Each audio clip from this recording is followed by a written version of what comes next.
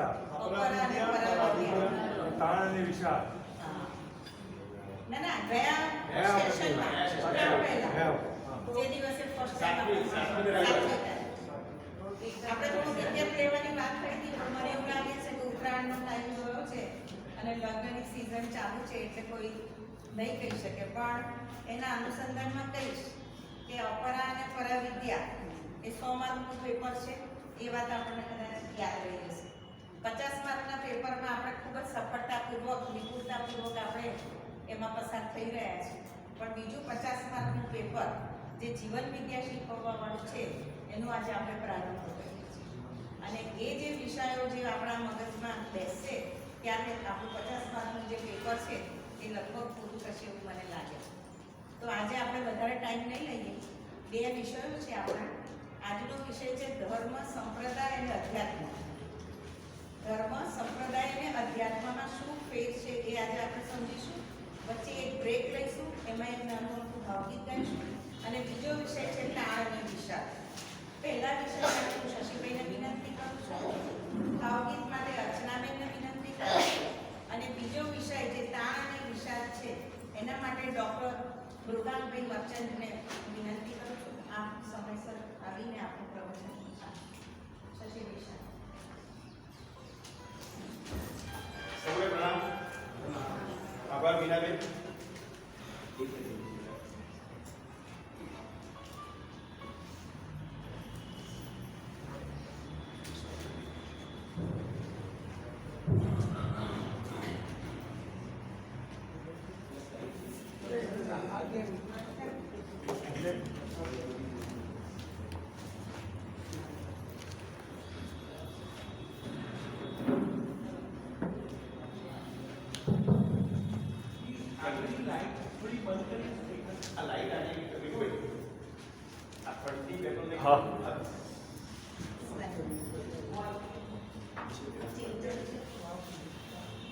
Projector બંધ થઈ જાય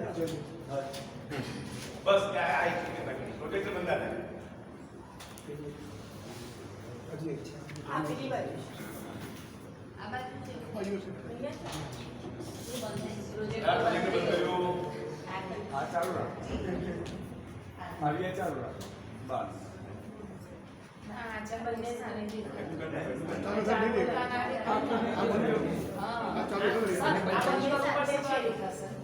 આને બંધ કરી દો પ્રોજેક્ટર બંધ થઈ ગયું હા થઈ ગયું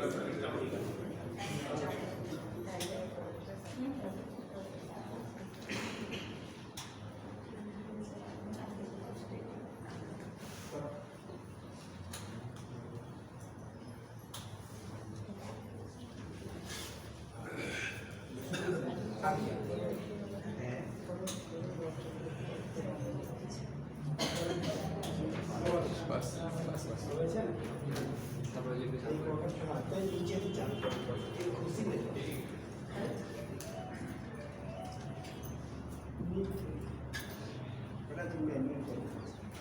આપણી સંપૂર્ણ જીવનની એક પરંપરા છે કે શાક જે સમય નક્કી કર્યો હોય એ સમય ચાલુ થઈ જાય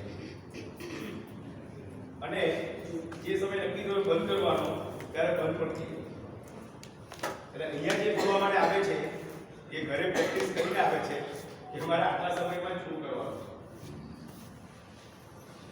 એટલે કોઈ એવું ના માને કે શરૂઆતમાં બધી વિધિ થશે અને આપણે આરામથી ચાલી જઈશું તો ચાલશે અહીંયા 7 વાગે શરૂ થઈ જશે તો આ પ્રોજેક્ટનું સેટિંગ થાય ત્યાં સુધી ગયા રવિવારે 7મી તારીખે આપણે શિક્ષણના બે પ્રકાર ભૌતિક શિક્ષણ અને આધ્યાત્મિક શિક્ષણ વિશે ચર્ચા કરી અને એ પણ સમજ્યા કે ભૌતિક શિક્ષણનું જેટલું જ મહત્વ છે એટલું આધ્યાત્મિક શિક્ષણનું પણ છે પણ નેટવર્ક નથી આધ્યાત્મિક શિક્ષણનું નેટવર્ક નથી સાંપ્રદાયિક શિક્ષણનું છે બહુ જ મોટું નેટવર્ક છે કદાચ ભૌતિક શિક્ષણના નેટવર્ક કરતાં વધુ ઇન્વેસ્ટમેન્ટ સાંપ્રદાયિક શિક્ષણના માટેના જે નેટવર્ક છે એમાં સમાજે ઇન્વેસ્ટમેન્ટ કર્યું હશે. તો આજે આપણે એ સમજીશું કે ધર્મ શું છે, સંપ્રદાય શું છે અને અધ્યાત્મ શું છે. કે આપણામાંના ઘણા બધા શિક્ષક બનવાના કે બધાની આવે છે ફોન મળવા આવે બધા એ જોતા લાગે છે કે ઘણા બધા મિત્રો યુવાનો શિક્ષક બનવા માટે તૈયાર છે.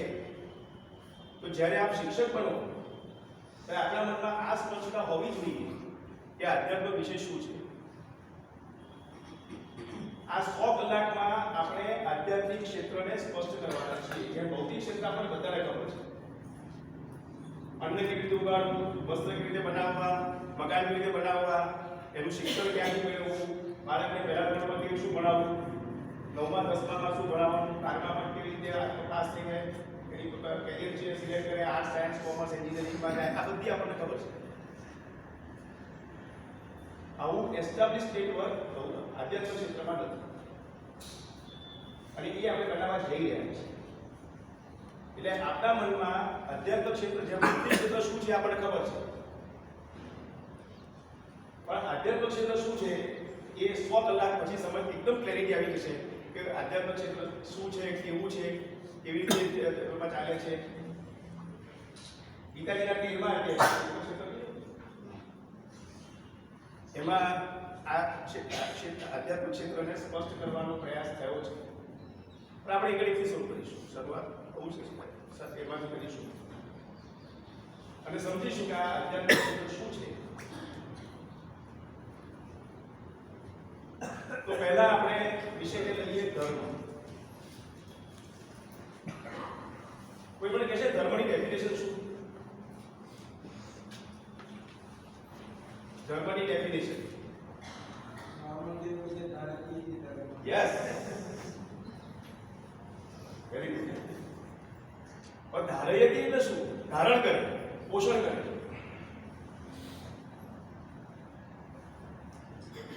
તો હવે આધ્યાત્મ ક્ષેત્ર સમજવા માટે સૌથી પહેલી શરૂઆત કરીએ.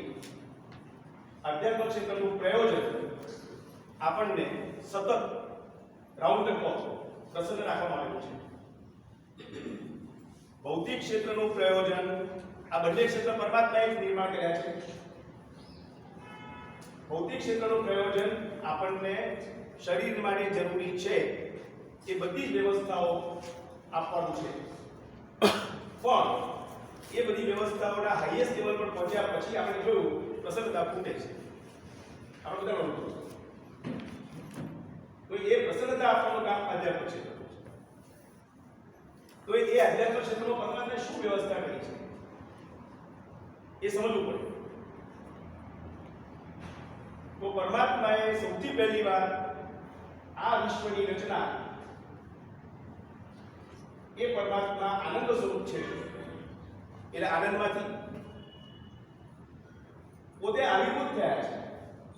એને આનંદ મળે અને લોક વસ્તુ લીધા કે જેમ એમને આપણે સૌને આનંદમાં રાખવા છે. આપણે સૌ એમના સંતાન છીએ એટલે આનંદ માટે આ વિશ્વ આ જે શિક્ષક બનવાનો હોય એને ભોગી નાખવાનો. આ વિશ્વ આનંદમાંથી આનંદ મળે આનંદ માટે બનેલું છે અને ખૂબ સુંદર આયોજન કર્યું છે પરમાત્મા. અને મોનોટોની તૂટે એક ધાર્યાપણું ના લાગે આપણને અને આપણે સતત પસંદ રહીએ એ માટે કેટલીક વ્યવસ્થાઓનું નિર્માણ કર્યું છે. એમની એક વ્યવસ્થા એમાંની દિવસ અને રાત પૃથ્વીને સૂર્યની આસપાસ ફેરવી અને પૃથ્વીની આસપાસ ચંદ્રને ફેરવ્યું એટલે એક વ્યવસ્થા એમને એ કરી. આ વિગત સમજીશું આપણે પીછો. બીજી વ્યવસ્થા એમણે એ કરી કે જન્મ અને મૃત્યુ. કલ્પના કરો આપણું મૃત્યુ ના થાય લેવું પડશે પધારીમાં આખી જિંદગી સુધી પરિવારનું થાય શું થાય? કલ્પના કરો કેટલી કૃપા છે પરમાત્માની કે મૃત્યુની વ્યવસ્થા કરી.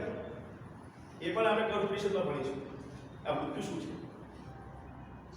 ત્રીજી વ્યવસ્થા પ્રલય અને નવસર્જન. તો પ્રલય દરમિયાન પ્રલય એટલે બ્રહ્માંડ ભણવાનો દિવસ જેટલો દિવસ છે ભણવાનો એટલી પ્રમાણે રાત્રિ. અને એ રાત્રિ દરમિયાન આપણે જે પ્લાનિંગ કરીએ એમાં એક શહેરનું પ્લાનિંગ કરવું હોય તો એક સિવિલ એન્જિનિયરને પ્લાનરને કેટલા કલાક આપવા પડે? મહિનાઓ સુધી પ્લાનિંગ થાય ને. આખા વિશ્વનું પ્લાનિંગ કરવાનું હોય તો કેટલા કલાક જોઈએ? દિવસોના દિવસો કલ્પ. ત્યાં સુધી પરમાત્મા ખુદ મહેનત કરે છે આપણા માટે કે નવું વિશ્વ બને. અને ત્રીજી એક મહત્વની વ્યવસ્થા છે અજ્ઞાનની રાત્રિ અને જ્ઞાનનો દિવસ. સતત અજ્ઞાન આવે સમાજમાં બધે ચારે બાજુ હેદાયદાયી ધર્મસ્ય પાછો તૈયાર થાય. અહીંયા વ્યક્તિ પૂજા નથી. કલ્પના કરો કે લશ્કરનો સેનાપતિ એકલો હોય, શાહ માનેક શાહ, અને લશ્કર ખેંચી પાછો લડી શકે? જીતી શકે? ના જીતી શકે. પણ આ ગુલામીની અસર છે કે આપણે વ્યક્તિ પૂજામાં સરી ગયા છીએ. આપણા બધાની જવાબદારી છે કે જ્યારે અજ્ઞાનની રાત્રિ હોય ત્યારે એને જ્ઞાનનો દિવસ અને અત્યારે બ્રહ્મ મુહૂર્ત છે. જ્ઞાનના દિવસનું બ્રહ્મ મુહૂર્ત છે. આપ સૌ નસીબદાર છો કે આપ જાણી ગયા છો. તો આ ત્રીજી જે વ્યવસ્થા છે એ જ્ઞાનનો દિવસ. હવે અત્યારે જે વ્યવસ્થાઓ છે સમાજમાં, આ ધર્મ એટલે શું? તો ફરજ એટલે શું? તો એક પિતાનો પિતા ધર્મ છે, પુત્રનો પુત્ર ધર્મ છે, પતિનો પતિ ધર્મ છે, પત્નીનો પત્ની ધર્મ છે. જે વિદ્યાર્થીઓ છે એનો વિદ્યાર્થી ધર્મ છે અને ભણાવનારનો શિક્ષક ધર્મ છે. આ ધર્મો જે પાળતા નથી એમણે ઓમકાર ની વ્યાખ્યા પ્રશ્નોપનિષદમાં 5મો પ્રશ્ન કે ઓમકારની કઈ માત્રા અ ઉ મ અને ચંદ્રબી ની ઉપાસના કરે તો શું ફળ પ્રાપ્ત થાય? હવે બ્રહ્મચર્યાશ્રમમાં બાળક એનું કર્તવ્ય શું છે? ધર્મ શું છે એનો? ભણવાનું. હવે ભણે જ નહીં કેવી દશા થાય? એ ભાઈ ક્યાં સુધા છે? ફૂટપાથ પર. એની પાસે ઘર નથી. જમવાનું ક્યાં રાખશે ને કેવી રીતે જમશે એ પણ એની પાસે ઘર નથી. ઋષિએ કહ્યું કે જે અની ખાલી આખા ઓમકારની નહીં અની ઉપાસના નહીં કરે એની આ દશા થશે. ધર્મ જે સમયે આપણો જે ધર્મ હોય, ગૃહસ્થાશ્રમમાં હોઈએ તો રૂપિયા કમાવા, વાનપ્રસ્થ ધર્મમાં હોઈએ તો સમાજની સેવા કરવાની, પરમાત્માના વ્યક્ત સ્વરૂપની ઉપાસના કરવાની, અને સંન્યાસ આશ્રમમાં હોઈએ તો પરમાત્માના અવ્યક્ત સ્વરૂપની ઉપાસના કરવાની. આ ધર્મ છે એ સમય સંન્યાસ ધર્મ, વાનપ્રસ્થ ધર્મ, ગૃહસ્થ ધર્મ, બ્રહ્મચર્ય ધર્મ. તો આ રીતે ધર્મ એટલે આપણે બધા સમજી ગયા. હવે બોલો, ધર્મ એટલે ફરજ. ફરજ. હવે હું બોલ્યો એનાથી વિશેષ કોઈ ધર્મ બોલશે? જેટલા હું બોલી ગયો નહીં એ સિવાય કયા ધર્મ? રાષ્ટ્ર ધર્મ. હા, રાષ્ટ્ર ધર્મ. એનાથી ઉપર વસુદેવ કુટુંબકમ. યસ. આપણે આ વિશ્વ એક કુટુંબ બને એમાં જે કોન્ટ્રીબ્યુશન કરીએ એ મુખ્ય ધર્મ, વૈશ્વિક ધર્મ. તો હવે ધર્મ વિશે બધા સ્પષ્ટ થઈ ગયા ને? ઓકે, કોઈને હજી બધા સ્પષ્ટતા જોઈએ છે? ધર્મ એટલે ફરજ અને એ અલગ અલગ પ્રમાણે આપણે નિભાવવાની. હવે એ ધર્મ જે છે એના આચરણ માટે વ્યવસ્થા જોઈએ ને. જેમ આપણે અહીંયા ભણવા બેઠા, આ હોલ ના હોય તો શું કરવું? આ હોલ ના હોય તો આપણે ક્યાં બેસીએ? આ ઇલેક્ટ્રિસિટી ના હોય, આ કોમ્પ્યુટર ના હોય, આ પાઇપ ના હોય, આ શેત્રુંજી ના હોય તો કેવી રીતે ભણીએ આપણે? અરે ગુરુકુળમાં બધું હતું. વ્યવસ્થા જોઈએ. ડોક્ટરને ઓપરેશન કરવું છે, ઓપરેશન થયેલું હોય કેવી રીતે કરશે? Yes, exactly. તો સંપ્રદાય શું છે? આપણે સમજો. સંપ્રદાય શું છે? બોલો, કોણ બોલશે? બરાબર બોલો, જેને આપો તે ફટાફટ બોલે. માણસ પોતાની ફરજો પૂરી કરી શકે એના માટે જે કંઈ વ્યવસ્થાઓ કરવામાં આવે છે. Very good, very good. આપણે ધર્મનું આચરણ કરી શકીએ એના માટે જે વ્યવસ્થા જોઈએ એમાં મકાન બી આવી જાય. કે ધર્મનું આચરણ કરવા માટે એટલે તો કોઈ કરવું પડશે ને, એ પણ કરવું. તો સંપ્રદાય જે છે એનો આશય એ છે કે આપણે જે ધર્મ નિભાવવાનો છે એ મુખ્ય છે. અને આપણા માટે ધર્મ એટલા માટે મુખ્ય છે કે પરમાત્માએ બીજી એક વ્યવસ્થા કરી છે 84 લાખ યોનિ.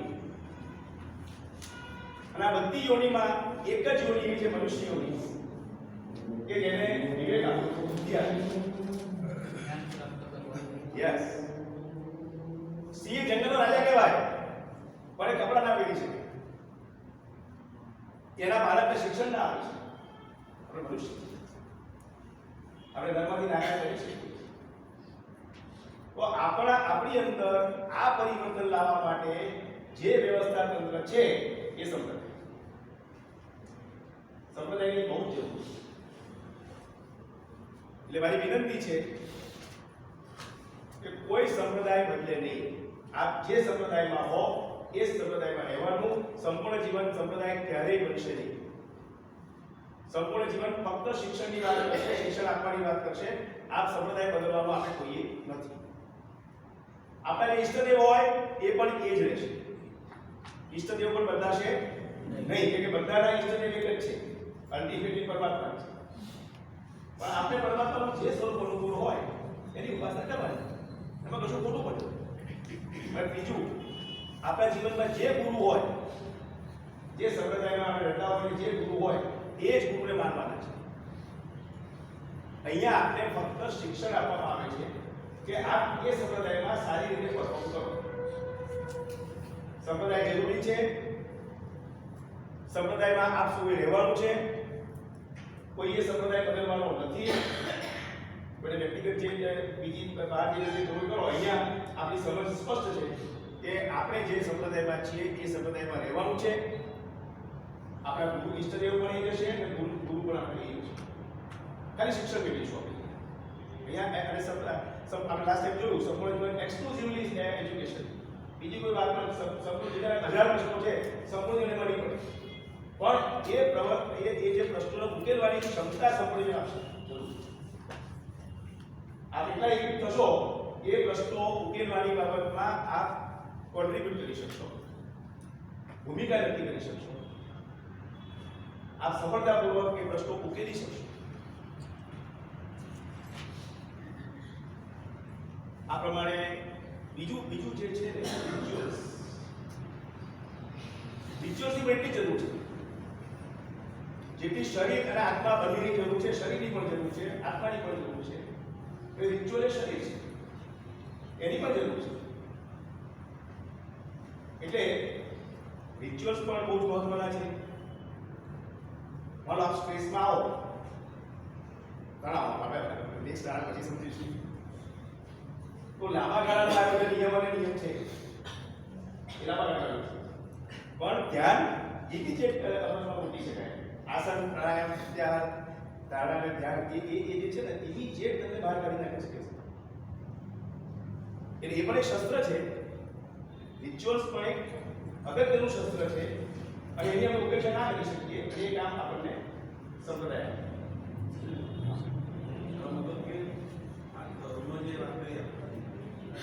હિન્દુ કે મુસ્લિમ કે ધર્મ નથી, સંપ્રદાય. હા, તો પિતા ધર્મ, પુત્ર ધર્મ, પતિ ધર્મ એ ધર્મ એ છે. ધર્મ. તો જે પશુઓ પણ પિતા પુત્ર અને પતિ વચ્ચે એ ધર્મ નથી બદલાતા. છોડી દે છે એના કુટુંબના બાળકને. આપણે અને એનો પુત્રના બાપાની સેવા નહીં કરતો આપણું પુત્ર. આ જ ચકલી પણ માળો તો બાંધે છે માળો કેટલો? આપણે કેટલા પક્ષી છે?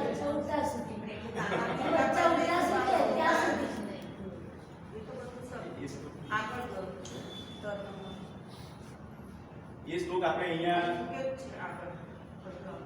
હા. આગળ કયું છે? આહાર નિદ્રા ભય અને વૈકુંઠ આ તો બધા પશુમાં અને માણસના સમાન છે. આપણામાં જે ફરક છે સર્વો હિ તેષામ અધિકો વિશેષ એ વિશેષ ફરક આપણું આપણે બરાબર વિવેક આપે છે. પશુમાં કોઈ પક્ષી માળો નહીં, બધા પક્ષી માળો ના કરે. એમાં દરેક પક્ષીમાં કોઈ ને કોઈ ખાસિયત પૂરી પૂરી છે. એમાં બી આપણે જોવું જ પણ જે લોકો મનુષ્ય જન્મમાં સત્કાર્ય નથી કરતા, મનુષ્યને લાયક જીવન નથી જીવતા અને પશુ જેવું જીવન જીવે છે એને પરમાત્મા પાછા એની ઈચ્છા પ્રમાણે એની ડિમાન્ડ પ્રમાણે પાછા મોકલે. પરમાત્મા તો ન્યાયી છે. માણસ માગે છે મારા પશુ પાછલા વર્ષમાં જે લોકો નિષ્ક્રિય થાય કંઈ કરતા નથી, આળસ અને પરમાત્મા સરી પડે છે, સમજી લો કે એમનો આવતો જતો પશુનો છે.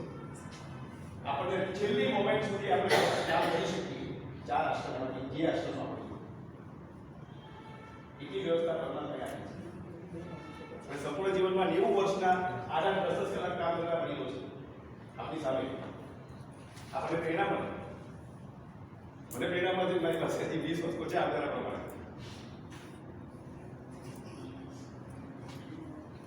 હવે સંપ્રદાય કેવી રીતે બન્યા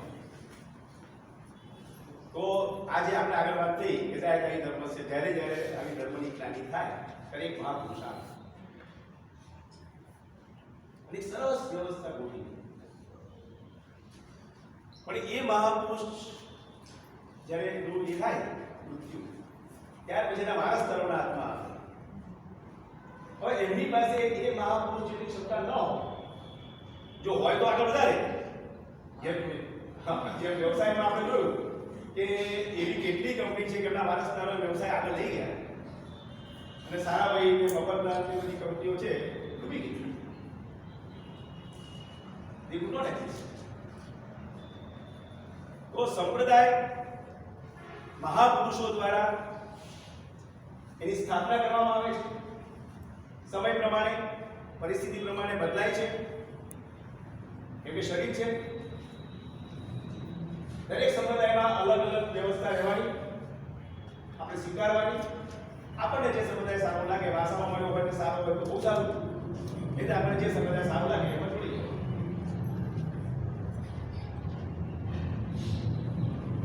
હવે આપણે ત્રીજો શબ્દ છે અધ્યાત્મ. અધિ વત્તા આત્મ. ગીતાજીના 8મા અધ્યાયમાં અર્જુન પ્રશ્ન કરે છે કિમ તત્ બ્રહ્મ કિમ અધ્યાત્મ કિમ કર્મ પુરુષોત્તમ. આ અર્જુનનો પ્રશ્ન છે. હે કૃષ્ણ ભગવાન, મને અધ્યાત્મ શબ્દની ડેફિનેશન આપો. ડેફિનેશન લાગી જાય સ્પષ્ટ અધ્યાત્મ શું છે. ત્યારે કૃષ્ણ ભગવાન કહે છે કે નાશ રહિત શ્રેષ્ઠ તત્વ એટલે બ્રહ્મ, પરમાત્મા. અક્ષરમ બ્રહ્મ પરમમ. સ્વભાવોધ્યાત્મ ઉચ્ચતે. સ્વભાવ અધ્યાત્મ છે, પરમાત્માનો સ્વભાવ એટલે અધ્યાત્મ.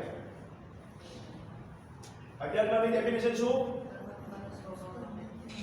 પરમાત્માનો સ્વભાવ. જેમ ઠંડીનો એક સ્વભાવ, ગરમીનો એક સ્વભાવ, એવી રીતે પરમાત્માનો સ્વભાવ છે. પરમાત્માનો સ્વભાવ શું હોય? યસ, એ પોતે આનંદ સ્વરૂપ છે. આપણે જ્યારે પ્રસન્ન રહીએ છીએ, સુખ અને આનંદ વચ્ચેનો ડિફરન્સ આપણે તૈત્રીય ઉપનિષદમાં સમજીશું. પણ અહીંયા આનંદની વાત છે, સુખની વાત નથી. સુખ તો બહુ લોએસ્ટ છે. આનંદ 10:20 કલાકના બહુ સરસ. જો બસ પણ આ જોઈએ છે કે અહીંયા જે વાત થાય એ મેમોરાઇઝ નથી. શિક્ષક બનવું હોય એમ તો ખાસ લખેલું કાગળમાં રહેશે.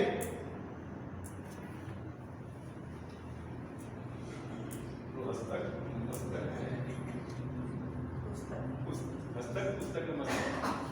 10:20 ને બી ગણતરી પછી હું કરી લાવ્યો. વેરી ગુડ, સરસ સેવાની. છે બરાબર. અને ભૂલ તો કહેજો, હા અહીંયા આપણે ઓપન છે, ઘરમાં છીએ.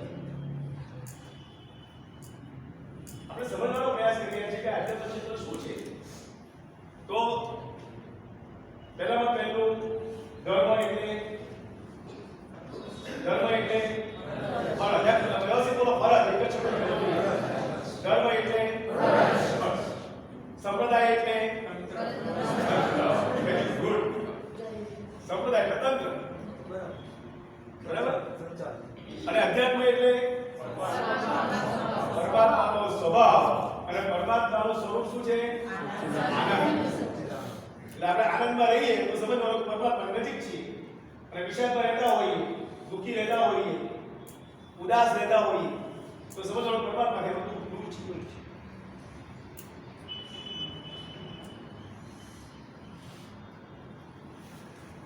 અધ્યાત્મ એ સંપ્રદાયનો આત્મા છે.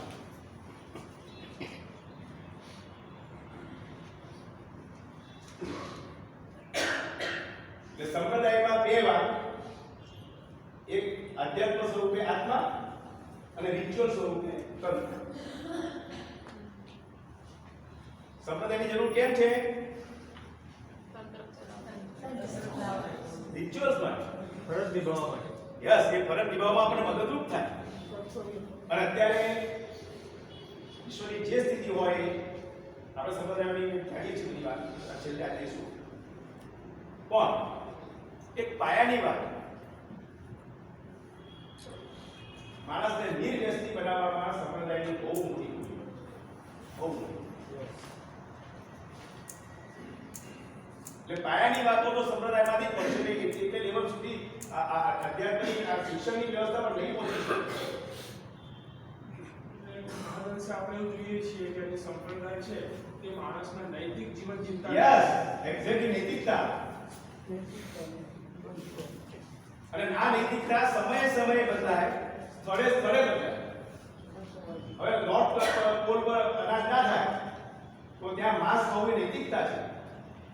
અને આપણી ત્યાં આટલું અનાજ હોય અને માંસ ખાય તે ફૂલિશ માણસ. પણ નૈતિકતાના ધોરણો બદલાય, સમયની જરૂરિયાત પ્રમાણે નૈતિકતાના ધોરણો બદલાય, સંપ્રદાયનું તંત્ર પણ બદલાય. પણ અધ્યાત્મમાં કશું જ ના બદલાય, શાશ્વત. જે શાશ્વત છે એ જ અધ્યાત્મ, અને જે અધ્યાત્મ છે એ શાશ્વત. એટલે તત્વ ના બદલાય અને તંત્રને બદલવું પડે, તત્વ ન બદલાય. આપણે સમજીએ એક પછી. અને તંત્રને બદલવું પડે તો તત્વ શું છે? તત્વ શું છે? અધ્યાત્મ. અને બીજો અધ્યાત્મની ડેફિનેશનમાં વિશ્વની જેટલી સંસ્થાઓ છે એમાં રહેલું તત્વ એ અધ્યાત્મ. વિશ્વની જેટલી આપણી અંદર છે, આપણી અંદર તત્વ શું છે? આપણી અંદર તત્વ શું છે? આત્મા. આત્મા પરમાત્માનો સ્વભાવ છે, પરમાત્માનો અંશ છે, પરમાત્મા પોતે જ છે. એ જેવી રીતે આપણી અંદર આત્માની ભૂમિકા છે, આત્મા ના હોય તો શું થાય? રામ બોલો રામ. અહીંયા જેને તરત કે બે આગળ આ રૂમમાં છે આત્મા વગરનો છે. યસ. તો એ જે સંસ્થાઓ છે, વિશ્વની જેટલી બી સંસ્થાઓ હોય, રાજ્ય વ્યવસ્થા હોય, સમાજ વ્યવસ્થા હોય, વ્યવસાય વ્યવસ્થા હોય, જેટલી પણ વ્યવસ્થાઓ હોય એની અંદર રહેલું તત્વ એટલે એ સંસ્થાનું જે પ્રયોજન છે, જે પ્રયોજન માટે એ સંસ્થા બની છે, એ પ્રયોજન પૂર્ણ કરે એ તત્વ.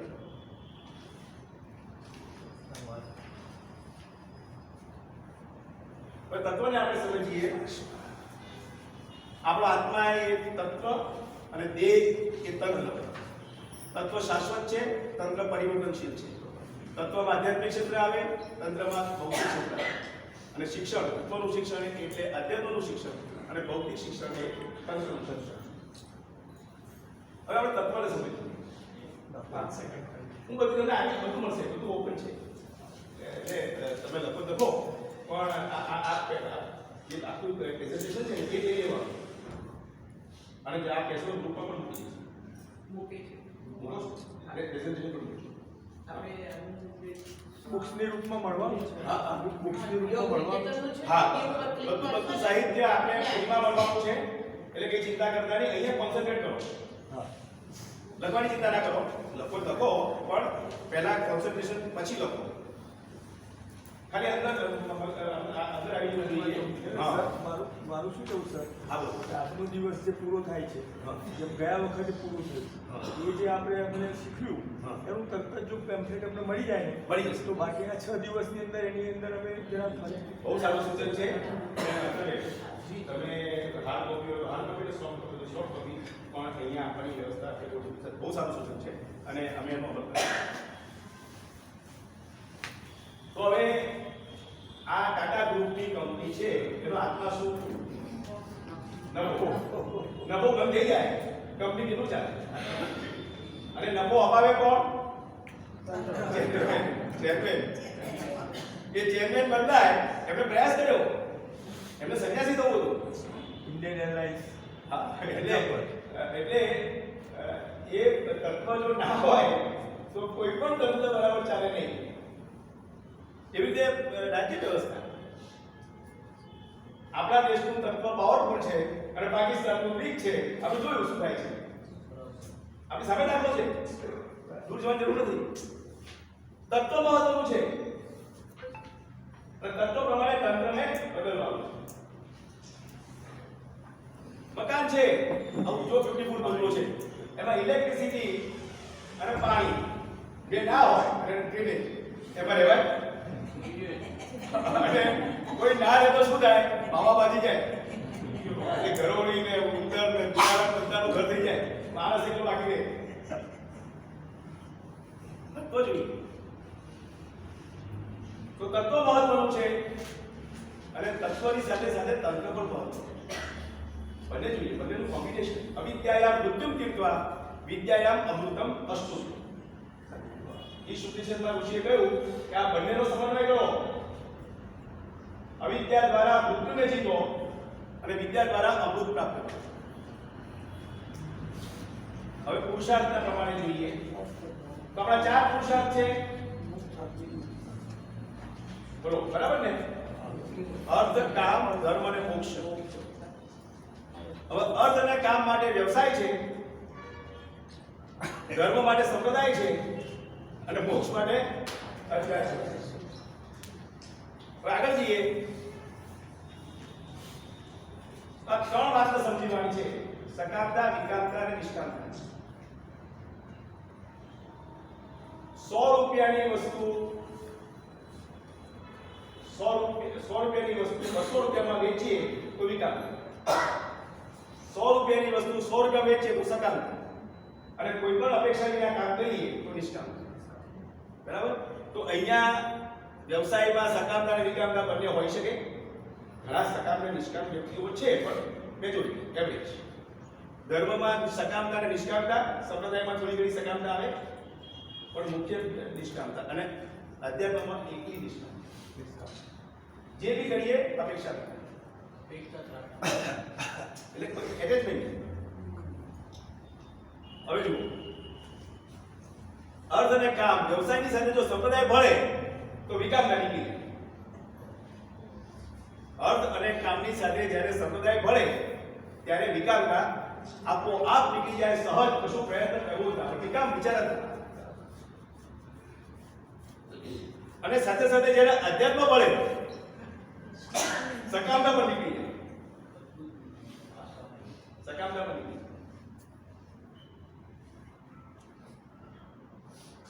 4 પુરુષાર્થ. આ રીતે આપણે અધ્યાત્મને સમજવાનો પ્રયાસ કરીએ છીએ. ધર્મ અને સંપ્રદાયને સમજ્યા.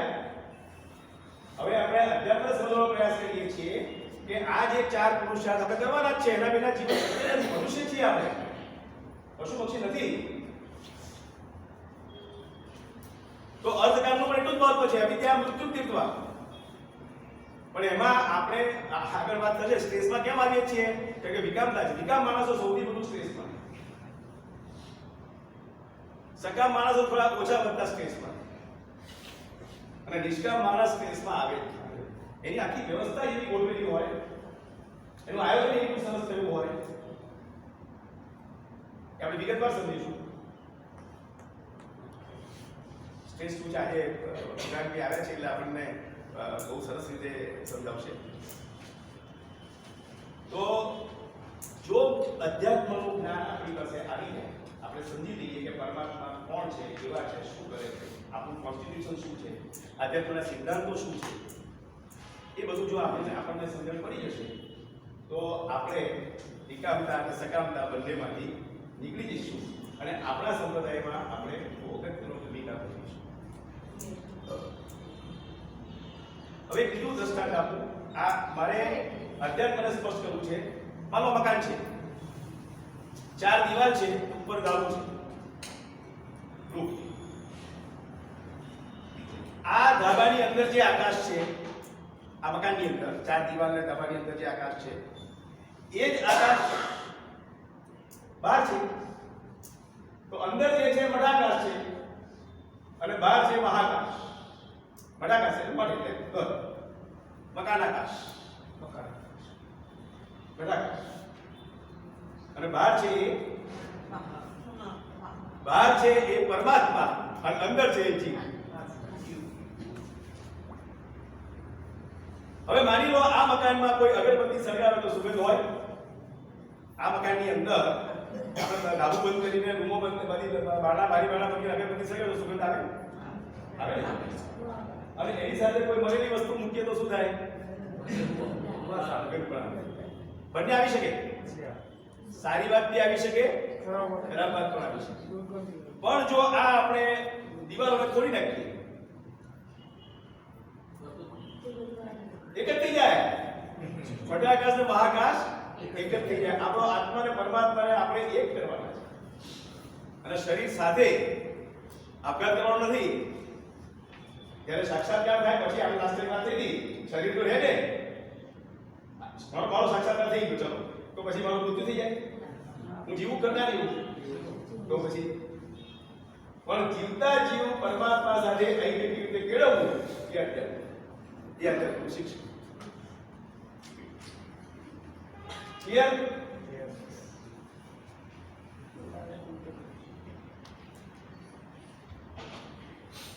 ફરીથી ક્લિયર કરું.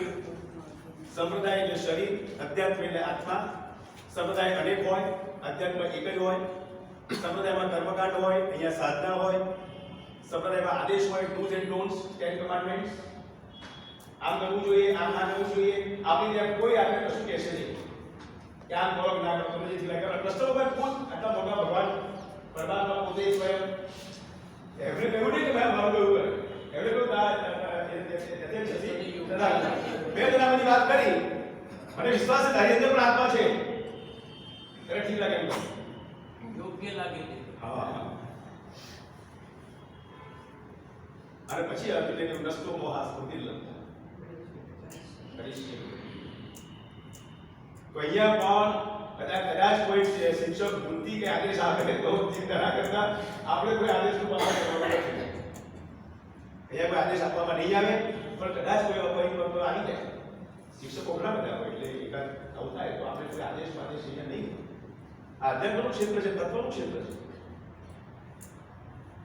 અહીંયા આપણી પોતાની સમજ આત્મા આપણા અહીંયા સૌથી પહેલી વાત આપણે બે અવાજ સંભળાય છે. એક અવાજ દેહનો છે, ભૂખ લાગી છે, એક અવાજ આવે.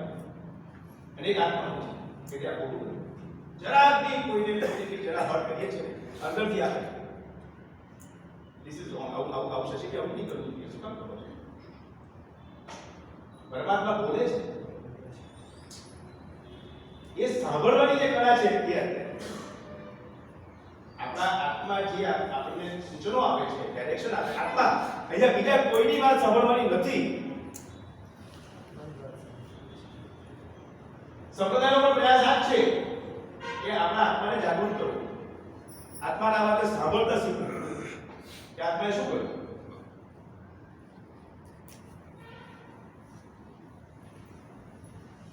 લક્ષ્ય શું? સ્વતંત્રતા, સમાનતા, બંધુતા. હવે સાંપ્રત સ્થિતિ જોઈએ. સંપ્રદાયની આજની સ્થિતિ શું છે એ જોઈએ જરા. બહુ શોર્ટમાં સમયનો પૂરો થાય છે.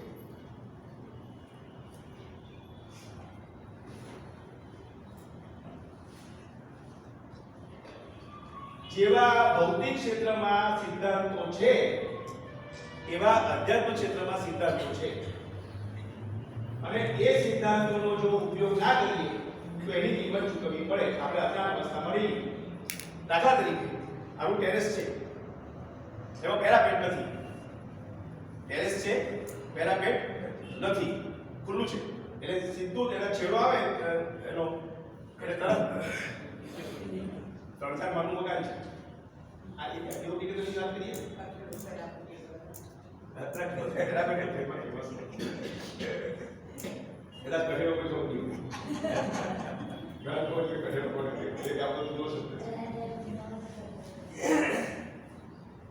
એક માણસને પ્રિન્સિપલ ઓફ ગ્રેવિટી ખબર નથી, એ ચાલે છે ધાબા આવ્યા પછી ગ્રેવિટીનો ફોર્સ એને એટ્રેક્ટ કરીને નીચે ખેંચશે એને ખબર નથી, પણ ચાલે તો શું થાય? પડી.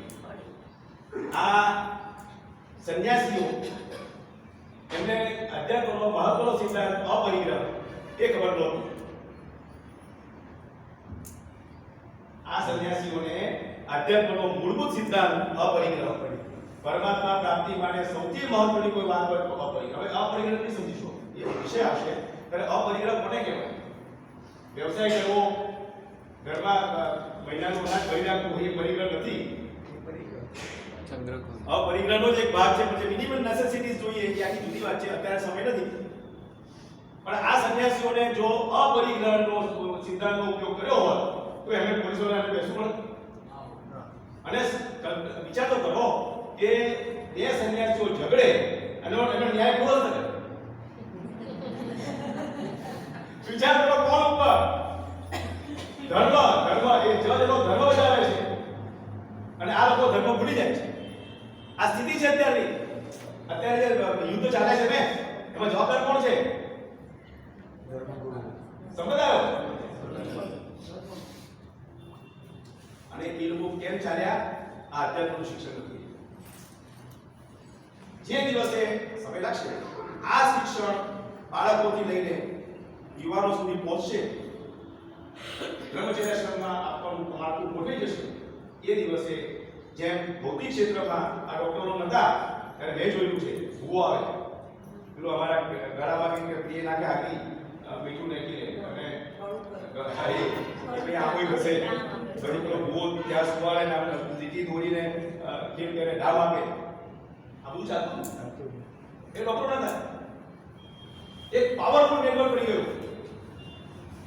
આજે આપણે 40 ઇન્ડિપેન્ડન્સ વખતે 40 થી લોન્ચિંગ હતી ડોક્ટરો વિના, આજે એમની મદદથી આપણે 70 પર પહોંચી ગયા. તો શિક્ષણનું કેટલું મહત્વ છે? તો એવી રીતે આધ્યાત્મિક શિક્ષણ આવે પછી આપણે કે પરિગ્રહ વાળા કોઈ નથી. આ સ્થિતિ છે. જે લોકો જેલમાં હોવા જોઈએ એમને આપણે પૂછીએ છીએ અને ત્યાં સુધી કે જેલની આજુબાજુ પ્રદર્શન થાય છે. વિચારો કરો કઈ સ્થિતિ છે અજ્ઞાનની રાત્રિ. હવે આપણે આધ્યાત્મિક ક્ષેત્ર જોઈએ. કોઈ ક્ષેત્ર બાકી નથી આધ્યાત્મિક પુરુષો ના હોય. શિક્ષણનું ક્ષેત્ર લો, વ્યવસાયનું લો, યુદ્ધનું ક્ષેત્ર લો, રાજ્ય વ્યવસ્થા લો, સમાજ સેવા લો, દરેક ક્ષેત્રમાં આધ્યાત્મિક પુરુષો હોય. અને આપણે ભૌતિક ક્ષેત્રમાં આગળ નથી વધવું બહુ, જ્યાં છીએ આપણું પેટનું પૂરું થાય નથી. આગળ વધેલા પ્રસન્ન નથી. સર્વે થવો જોઈએ. સૌથી વધુ સમૃદ્ધ માણસો લો અને 100 બીજાને ગ્રુપના લો વચ્ચે ના રહે. યસ. પ્રસન્ન કોણ વધારે છે? સાહેબ કોરોનાએ બતાવ્યું બધા સુખી ને સમૃદ્ધ માણસો કોરોના થયો, અમારા મજૂરોને કોઈને કશું ના થયું. અમારી ફેક્ટરીમાં એક પણ માણસને કોરોના થયો નહીં. સંતોષી છે. તો પછી પરમાત્માની કૃપા જુઓ કેટલા ન્યાય છે. પૈસા ખૂબ આપ્યા, સમૃદ્ધિ આપી, પ્રતિષ્ઠા આપી, સત્તા પણ આપી દીધી. લે બેટા, પણ તને પ્રસન્ન નહીં પડે. અને જે લોકો આધ્યાત્મિક છે બધું હોવા છતાં નહીં પ્રસન્ન. એવું બી નથી કે સમૃદ્ધિ સત્તા અને પ્રતિષ્ઠાની આ અબ્દુલ કલામ આપણી સામે છે. એટલે તેના ધર્મ જોડે કોઈ સંબંધ નથી, સંપ્રદાય જોડે પણ સંબંધ નથી.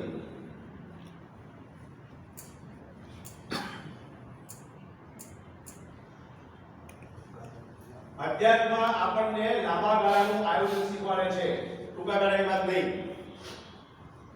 ગાંધીજીને ટ્રેનમાંથી ઉતારી મૂક્યા, એ ત્યાં લડવા નહીં ગયા તો શું બોલ્યા નહીં, શાંત એનો પિસ્તા પોતા લઈને ઘેર પહોંચી ગયા. કોઈને ખબર ના પડી કે ગાંધીજીની અંદર શું થયું. પણ બાળ ગંગાધર તિલક અને ગોપાલકૃષ્ણ ગોખલે એમને જેને બોલાવ્યા ત્યારે પેલું બીજ ઉગી ગયું કે આ સલ્તનત જેણે મને બહાર ફેંક્યો, કેમ કે આપણા દેશમાં ગુલામી છે. એટલે ફરીથી લખી રાખો કે આધ્યાત્મ ક્ષેત્ર આપણને લાંબા ગાળાના આયોજનમાં મદદરૂપ થાય છે, ટૂંકા ગાળામાં નહીં. ટૂંકા ગાળામાં નહીં કરવાનું, પણ એમાંથી વાત પકડી લેવાની કે ભવિષ્યમાં આવું ન બને એના માટે હું મારી ભૂમિકા શું હશે. આપણી ભૂમિકા નક્કી કરી દેવાની, સાયલેન્ટલી વર્ક કરવાનું, બહાર કોઈને ખબર બી ના પડે આપણે શું કરીએ છીએ. આધ્યાત્મ ક્ષેત્ર બતાવવા માટે નથી, સમૃદ્ધિ સત્તાના પ્રતિષ્ઠાથી પહોંચીને જે કામ કરે છે હોય તો બી એને નોકરની જેમ રાખે, સમૃદ્ધિને નોકરની જેમ રાખે, પ્રતિષ્ઠાને પણ એનું લક્ષ્ય આપણું લક્ષ્ય આ ના હોય, આ બાય પ્રોડક્ટ છે, આવે ભલે આવે હોય તો કઈ કોઈ આગળ જવાનું નથી. સાચી રાખજો કે સમૃદ્ધિ સાચવવાની પ્રતિષ્ઠા મળતી હોય તો એ વાંધો નથી, આપણે તે બી પ્રતિષ્ઠા માટે પ્રયાસ નહીં કરવો અને નિષ્કામ કર્મ કરશો ને એટલે ત્રણે આવશે. એ બી લખી રાખો, નિષ્કામ કર્મની શરૂઆત થશે, આ ત્રણે આવશે એક પછી એક. એ પરીક્ષા છે આપણી અને આપણે એ પરીક્ષામાંથી પાસ થવું છે. અને આપણી સાથે જે છે શિક્ષક બનીને એમને પાસ કરવા છે. આપણે નેટવર્ક ગોઠવવું છે. વડોદરાથી શરૂઆત થઈ અને વિશ્વના તમામ શહેર ગામડામાં આ શિક્ષણ મળતું થાય તેવું દેખવું. પછી સંપ્રદાયનું છે તો પરમાત્માને પ્રાર્થના કરું કે આપ સૌને એવો બુદ્ધિયોગ આપે કે આપ આજે નિર્ણય કરો કે મારે આધ્યાત્મિક પુરુષ બનવું છે. સમૃદ્ધ નથી બનવું, યશસ્વી નથી બનવું, સત્તાધીશ નથી બનવું, ભણાય તો વાંધો નથી, બાયપ્રોડક્ટ તરીકે બનાવતો તો મારું લક્ષ્ય નથી. અને એવી પરમાત્મા બુદ્ધિઓ અને શક્તિઓ વાતાવરણ આપે કે આપ સહજ રીતે આધ્યાત્મિક ક્ષેત્રમાં પ્રવેશ કરો અને 100 કલાકમાં તૈયાર થઈ જાઓ.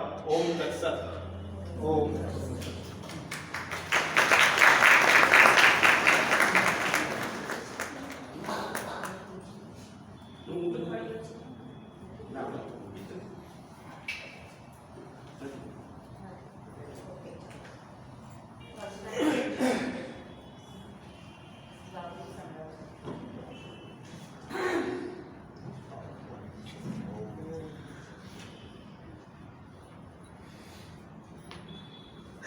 બાવીસ તારીખે આપણે પ્રાણ પ્રતિષ્ઠા છે એટલે એના સંદર્ભમાં આપણે હાલ શ્રી રામ જય જય બોલ મનની રાખોને તું ખોલ. શ્રી રામ જય બોલ મનની રાખોને તું ખોલ. રાધે શ્યામ સદા તું બોલ મનની રાખોને તું ખોલ. રાધે શ્યામ સદા તું બોલ મનની રાખોને તું ખોલ.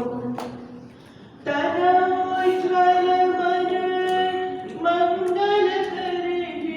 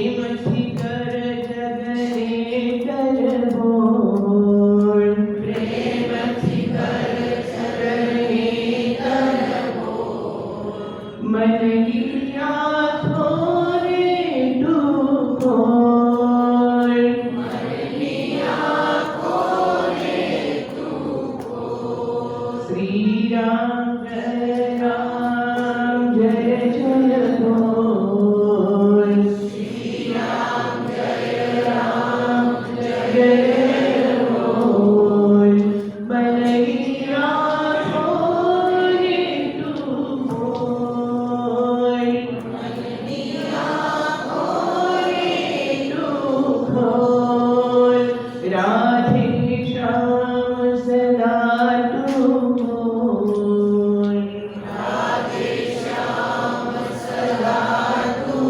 બોલ મનૈયા થોરે ડૂબોળ મનૈયા થોરે ડૂબોળ મનૈયા થોરે ડૂબોળ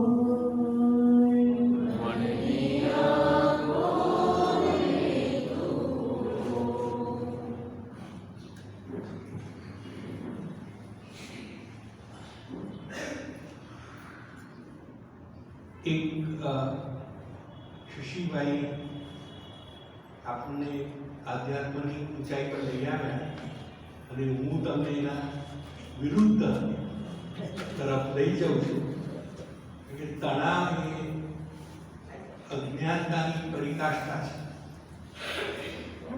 એટલે તણાવ થાય ક્યારે કે ત્યારે અજ્ઞાનતા અને આધ્યાત્મમાં આપણે જ્ઞાન મેળવવાનું છે જેથી તણાવ ન થાય એટલે ઓપોઝિટથી આપણે શરૂ કરીશું.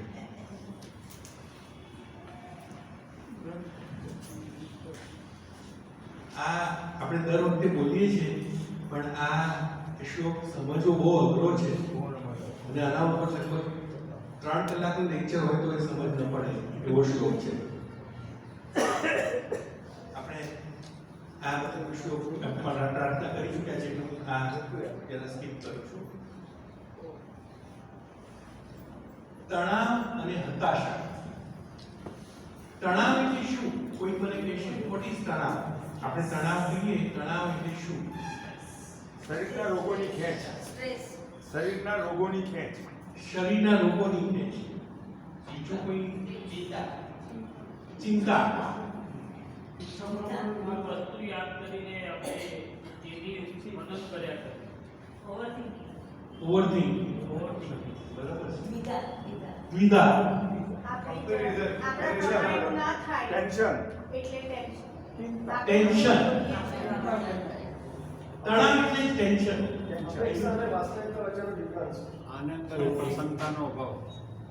સર ડિક્શનરીમાં બીજો અર્થ બતાવેલો છે. હાજી, કોને? Force of water current. Force of water current. Force of water current. જ્યારે પૂર આવે ત્યારે જે તણાય છે એને બી ખેંચાઈ તણાવ જાય. આપણને કોઈ જગ્યાએ તાણી જાય, કોઈ વસ્તુ તાણી જાય, આપણને ખેંચી જાય. બહુ સુંદર, બહુ સરસ. તો જે તાણી જાય, જે મનને તાણી જાય એને માનસિક તણાવ આપણે કહીએ છીએ. અને માનસિક તણાવ શું છે એનું જો આપણે ડેફિનેશન લઈએ તો કોઈ પણ જાતના શારીરિક, ભાવાત્મક કે મનોવૈજ્ઞાનિક તણાવને લીધે જેમ તો કે આપણે શરીરને ખેંચી જાય અને તેને લીધે જે પ્રતિભાવ થાય આપે તેને તણાવ કે સ્ટ્રેસ કહેવાય.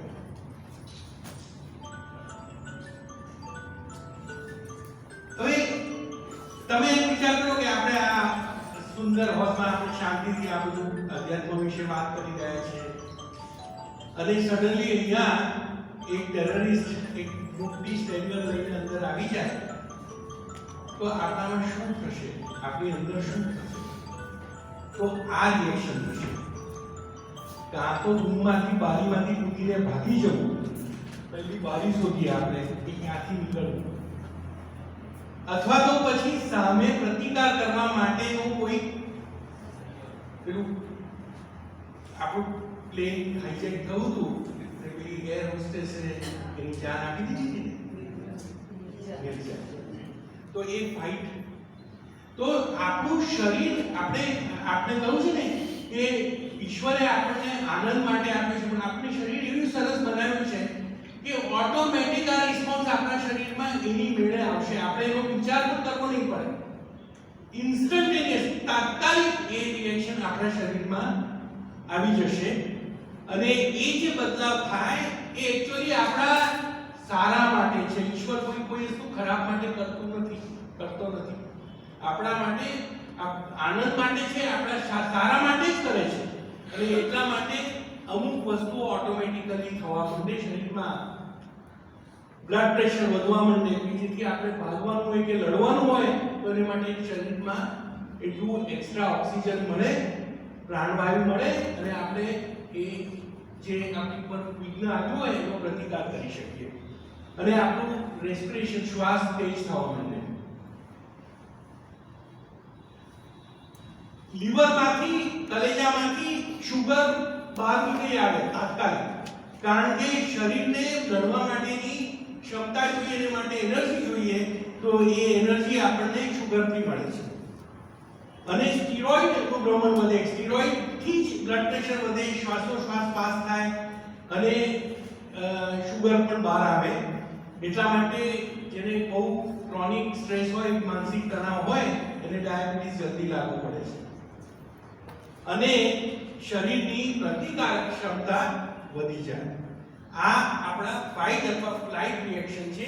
એ એકચ્યુઅલી તણાવ આપણે માટે એક એવી વ્યવસ્થા ઈશ્વરે ઉત્પન્ન કરી છે કે જેનાથી આપણે આપણા સ્ટ્રેસીસ જે તણાવ આપણા ઉપર આવે એનો આપણે સારી રીતે પ્રતિકાર કરી શકીએ. એટલે માનવના વિકાસ માટે એ સક્રિય ઉર્જા ઉદ્ગામે છે. It is beneficial to man. અને એના બીજા ફાયદા પણ છે. આળસ તો તરત આપણે સવારે ઊંઘમાં હોઈએ, મેં કહ્યું એમ આપણે અડધા ઊંઘમાં હોઈએ છીએ, આપણે સવારે વહેલા ઉઠવાની ટેવ ના હોય.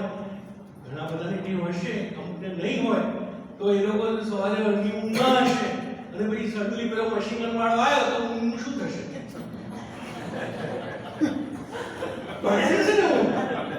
You agree or not?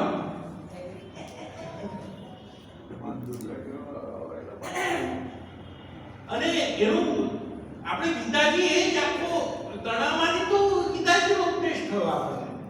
કારણ કે એ અર્જુનનો ડિસ્ક્રિપ્શન કેટલું સુંદર છે, કેટલું સરસ વર્ણન છે કે મારા ગાત્ર શિથિલ થઈ ગયા. ગાંડીવ જેવું ગાંડીવ જે સૌથી મોટામાં મોટું દુનિયાનું એ જમાનાનું મોસ્ટ માસ્ટર જે વેપન હતું, શસ્ત્ર હતું, એના હાથમાંથી સરી પડે, હાથ ભૂજવા માંડ્યા, વાળના રૂવાડા ઉભા થઈ ગયા. એટલું સુંદર ડિસ્ક્રિપ્શન આપ્યું છે અર્જુનનું.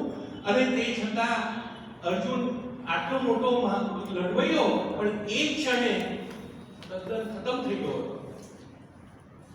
તો હું નહીં લડું, આઈ વિલ નોટ ફાઇટ. અને એટલા માટે ભગવાને બધા રસ્તાના આર્ગ્યુમેન્ટ કરી દીધા આખા કે મારા બધા તો સમજાવી દઉં તારું, મારા બધા છે એ બધા મારા સગા સંબંધીને હું શું કરવા મારું, આ બધા આર્ગ્યુમેન્ટ એમણે કૃષ્ણ ભગવાને કહી દીધા. કૃષ્ણ ભગવાન હસતા હતા. એમાં લખ્યું છે સ્મિત કેમ હસતા હતા? કારણ કે જાણતા હતા કે આ બધા બાધા છે, ખરેખર અત્યારે તણાવમાં છે. તો તણાવ કેટલી જાતના હોય એ આપણે સમજી લઈએ. એક તીવ્ર તણાવ, જે મેં કહ્યું એવો જે મેં દાખલો આપ્યો, એ તીવ્ર તણાવ, એક્યુટ સ્ટ્રેસ, એકદમ જ એક ઘડી આવી જાય, ક્ષણિકે આવી જાય, એ તીવ્ર તણાવ કહેવાય. એક પ્રાસંગિક તણાવ પણ હોય કે જેવી રીતે કે આપણે ઘરમાં લગ્ન લેવાનું થાય ત્યારે તણાવ આખા ઘરમાં ઉત્પન્ન થઈ જાય, બધા સ્ટેજમાં આવી જાય અને જે વિચારતા કર્યા હોય બધા ઝઘડા તે વખતે બહાર ઉદ્ભવે. ભલાના મામાને બોલાવ્યા હતા તે આપણે બોલાવ્યા હતા, આપણે મોટા ગયા, આપણે એમને બોલાવવાના કે નહીં? થાય છે કે નહીં? આપણા બધાના કુટુંબમાં આ વસ્તુ થાય છે, ચોક્કસ થાય. એટલે એ પ્રાસંગિક તણાવ કહેવાય. પણ જે વર્સ્ટ, સૌથી ખરાબ જાતનો તણાવ છે તે ક્રોનિક તણાવ છે, કાયમનો તણાવ છે, રહ્યા જ કરે છે. તો આપણે મુખ્ય આ ક્રોનિક તણાવનું વ્યવસ્થાપન કેવી રીતે કરવું, એનું મેનેજમેન્ટ કેવી રીતે કરવું, એના ઉપર આપણે આજે થોડી વાત કરશું. માતા બાળકને સવારે ઉઠાડે, સ્ટ્રેસ કોને છે? તણાવ કોને છે? આપણા ઘરે હમણાં કોઈને ઉઠાડીને આવ્યા હશો તમે, આજે તો રવિવાર છે એટલે આજે નહીં ઉઠાડો, જાતે ઉઠે આવે એ આ અલાર્મ વાગશે કે નહીં ત્યાંથી તણાવ ચાલુ થાય રાત્રે સૂતી વખતે. પણ તે છતાં ઈશ્વરની કેવી સુંદર વ્યવસ્થા છે કે જ્યારે બહુ અગત્યનું કામ હોય ને તો અલાર્મની રાહ જોવાની જરૂર નથી, પણ એની મેળે ઉઠી જવાય છે, ઉઠાય છે તો ધેટ ઇઝ સ્ટ્રેસ. અને એ સકારાત્મક તણાવ છે, આ જરૂરી છે. પણ નુકસાનકારક ક્યારે થાય? અસંતુલિત તો આપણે શિવકુમાર બધાએ સાંભળ્યું હશે. એ ક્યારે સૌથી સારું વાગે કે જ્યારે બરાબર એનું ટેન્શન કરેલું તાર, એટલે વગાડતા પેલા ટન ટન ટન ટન કરીને પેલું ગોઠવતા છે આ તારો સહેજ વધારે ખેંચી દીધું તો શું થાય?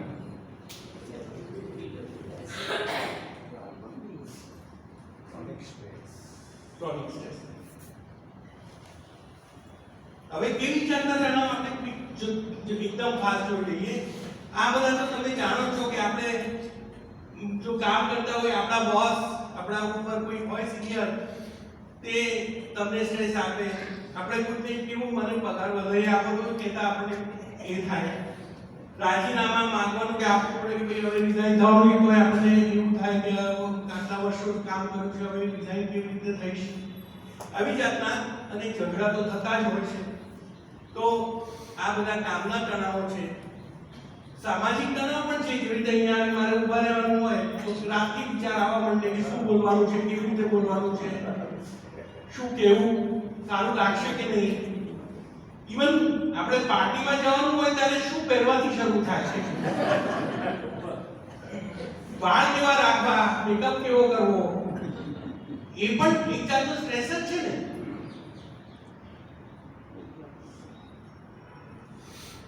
પણ બહુ એકાદ ટોલે બહુ સુંદર વાક્ય કહ્યું છે કે man always is unhappy because he either regrets what he did in the past or worries about what will happen in the future but does not live in the now.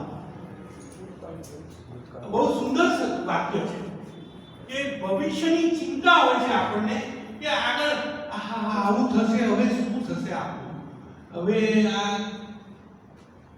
પેલા ચીનના સરહદ ઉપર બોર્ડર બિલ્ડઅપ થાય છે તો હવે તો લડાઈ થશે ને વિશ્વ યુદ્ધ થઈ જશે. આ બધા તણાવ કોન્સ્ટન્ટલી આપણા પ્રધાનમંત્રીશ્રીના મગજ પર હોય જ, દર ઘડીએ હોય. અને શું ભૂલો કરી હતી પાછળની એ પણ આપણે એમ કે આ ખોટી વસ્તુ થઈ હતી, ખોટી વસ્તુ થઈ હતી, પાર્ટીશન થવું નહોતું જોઈતું, તે વખતે નહેરુએ આમ કર્યું ને સરદાર પટેલે આમ કર્યું ને એમને સરદારને પ્રાઇમ મિનિસ્ટર બનાવ્યો તો બહુ સારું થાત. આ બધા આપણે અત્યારે વિચાર કરીએ છીએ, પણ અત્યારમાં રહેનારા આપણા પ્રધાનમંત્રી છે કે જે ફક્ત અત્યારનું કોન્સન્ટ્રેશન કરે છે, લીવ્સ ઇન ધ નાઉ. અને એ બહુ અગત્યની વસ્તુ છે કે આપણે અત્યારે શું પરિસ્થિતિ છે ને અત્યારે આપણે શું કરવાનું છે એ વધારે અગત્યનું છે. એનાથી આગળનું ઓટોમેટિકલી રિઝોલ્યુશન થતું જશે અને પાછળનું જે થઈ ગયું એને સુધારવાનું છે, એનાથી બીજું વધારે કરી શકાય એવું નથી આપણા હાથમાં. તો આ બહુ અગત્યની વસ્તુ છે અને એ ઇમોશનલ તાણ છે. હવે ઇમોશન આવે એટલે મન આવે, અને મન આવે તો આપણે મનની પ્રક્રિયા સમજવી જોઈએ. આપણા પાશ્ચાત્ય સંસ્કૃતિ પ્રમાણે, સાયન્સ પ્રમાણે આપણા મનમાં આ 4 ટાઈપનું માઇન્ડ છે. એક સુષુપ્ત માઇન્ડ છે, એક સબકોન્શિયસ સ્વપ્ન છે, એક કોન્શિયસ છે અને એક સુપર કોન્શિયસ છે. અને એના જ્યારે આપણે ઇલેક્ટ્રો જેવી રીતે હાર્ટના ECG લઈએ એવા બ્રેનનું ECG લઈએ આપણે તો એમાં આ જાતના એના વેવ્સ ઉત્પન્ન થાય છે. તો સુપર કોન્શિયસ એટલે શું? જ્યારે યોગીઓ ધ્યાનમાં હોય અને એ લોકોના બ્રેન મેપિંગ કરે, એના ECG લે ત્યારે આ ગામા વેવ્સ ઉત્પન્ન થાય છે. અને જાગૃત વ્યવસ્થામાં બીટા વેવ્સ ઉત્પન્ન થાય છે અને આપણું 1/3 કોન્શિયસ બ્રેન છે, 2/3 સબકોન્શિયસ બ્રેન છે, જેની આપણને પ્રતીતિ થતી નથી, આપણને યાદ નથી હોતું, પણ આપણા શરીરમાં જે ઘડીએ જે ક્ષણે જે પ્રસંગ બન્યા હોય એ બધા આપણા સબકોન્શિયસ માઇન્ડમાં એ સ્ટોર થયેલા છે. એનો એક બહુ સુંદર દાખલો છે કે એક બહેન હતા, તેમને એક અમુક જાતનું મ્યુઝિક, પિયાનો મ્યુઝિક વાગે તો એમને બહુ દુઃખી થઈ જતા હતા. પછી જ્યારે એમને બ્રેન ટ્યુમર થયું ને એમને ઓપરેશન કરવામાં આવ્યું તો ઘણીવાર અવેક સર્જરી થાય, એટલે આ જે આપણું જે સ્કલ છે તેને ખોલી નાખે પણ પેશન્ટ જાગૃત હોય. હવે હ્યુમન બિંગ આપણે માનવ જાતને ચંચુપાત કરવાનો તો શોખ જ હોય. ખુલ્લું મગજ મળ્યું છે તો જુદા જુદા ભાગને પણ સ્ટિમ્યુલેટ કરીને જોઈ લઈએ કે શું થાય છે. તો એ લોકોએ અમુક એરિયા મગજનો સ્ટિમ્યુલેટ કર્યો તો એને એકદમ યાદ આવ્યું કે જ્યારે એ 12 વર્ષની ઉંમરની હતી ત્યારે એના મધરનું મૃત્યુ થયું, એનું માતાનું મૃત્યુ થયું હતું અને એમનું જ્યારે શરીર ત્યાંથી ઘરથી બહાર કોફિનમાં લઈ જવાતું હતું ત્યારે બાજુના ઘરમાં આ પિયાનો મ્યુઝિક વાગેલો. તો એ એના મગજમાં બેસી ગયો અને એનું એસોસિએશન થઈ ગયું કે આ એક દુઃખી મ્યુઝિક છે, પણ એનું યાદ શક્તિ ભગવાને મટાડી દીધી. એ દુઃખી વસ્તુ કાંઈ દુઃખ વસ્તુ આપણને ભગવાન ઓટોમેટિકલી મટાડી દે આપણા બ્રેનમાં. એટલે કોન્શિયસ મેમરી ના રહે પણ સબકોન્શિયસમાં એ રહે છે અને એ સબકોન્શિયસ સ્વપ્ન જે છે તે જ આપણા કોન્શિયસને મોડિફાય કરતું રહે છે અને એને લીધે તણાવ ઉત્પન્ન થતો રહે છે. તો આ આપણે જે વેસ્ટર્ન કોન્સેપ્ટ જોયું, આપણા શાસ્ત્રમાં, આપણા વેદાંતમાં શું લખ્યું છે? તો આધ્યાત્મ કોન્શિયસ, સબકોન્શિયસ, સુષુપ્ત, અને આપણે સુષુપ્તને પર્ટિક્યુલરલી એવું કહી શકાય કે જે આપણે કોમામાં જે અનકોન્શિયસ જે શબ્દો વાપરીએ એ બેની વચ્ચેની વસ્તુ છે સબકોન્શિયસ. કારણ કે ઘણીવાર અમને જાણવા મળ્યું છે કે જ્યારે એનેસ્થેસિયામાં પેશન્ટને એનેસ્થેસિયામાં રાખે ને ત્યારે એકચ્યુઅલી એનું સબકોન્શિયસ ચાલુ હોય છે.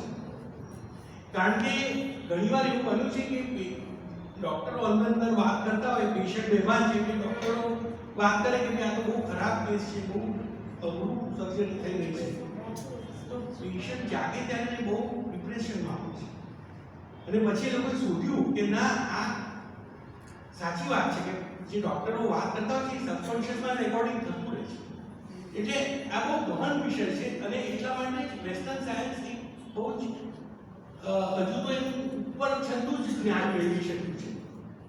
અને એટલે માટે આપણે આપણા પાછળના આપણા શાસ્ત્રમાં જઈએ છીએ કે જેમાં આના ઉપર ઘણું બધું એ લોકોએ કામ કરેલું હતું અને એમાં મન બુદ્ધિ તો આપણા વેસ્ટર્ન સાયન્સમાં છે. મન એટલે માઇન્ડ, બુદ્ધિને શું કહેવાય? ઇન્ટેલિજન્સ. ચિત્ત જેવો શબ્દ વેસ્ટર્ન કોન્સેપ્ટમાં છે જ નહીં કે ચિત્ત શું, અને અહંકાર એ ઈગો. આ દરેક વસ્તુ છે તે આપણને સ્ટ્રેસ ઉત્પન્ન કરી શકે. મન તો કાયમ માગતું હોય છે. એટલા માટે આ મેં બધાને વિચાર કર્યું કે આ કેમ આવો મૂક્યું છે મેં. આ 5 ઘોડા છે શું છે ખબર છે? આપણી ઇન્દ્રિયો છે. અને લગામ કોણે પકડી છે? બુદ્ધિ. નિશ્ચયાત્મકતા એ નિશ્ચય કરે છે કે આપણો રથ કઈ ડાયરેક્શનમાં ચલાવવો. એટલા માટે આ એક્ઝામ્પલ મૂક્યો છે. અને અહંકાર એ હું પણ છું. અને એ અહંકાર અને મમતા આપણે આગળ થોડી વાત કરશું. એ મોટા ભાગે સ્ટ્રેસનું મુખ્ય કારણ અહંકાર છે. હું પણ જે છે ને એ સૌથી વધારે અઘરું કાઢવાનું છે. અને એની શરૂઆતમાં તો આપણને જરૂર છે, એના વગર આપણે આગળ વધી નહીં શકીએ. પણ અલ્ટિમેટલી જ્યારે જ્ઞાનની પરાકાષ્ઠા થાય ત્યારે હું પણ રહેતું જ નથી. અને એ અહંકાર એ મેજોરિટી બધા ઝઘડામાં સૌથી પહેલું કારણ અહંકાર આવે છે. તો મન ક્યાં છે? આપણા પૂર્વજો કહેતા હતા, હું તમને પૂછું, મન ક્યાં છે? અમારું અહીંયા છે.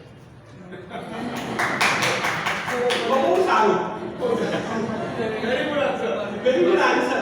પણ આપણું હ્યુમન બોડીની અંદર, શરીરની અંદર હું સ્પેસિફિક ક્વેશ્ચન પૂછું, મન ક્યાં છે?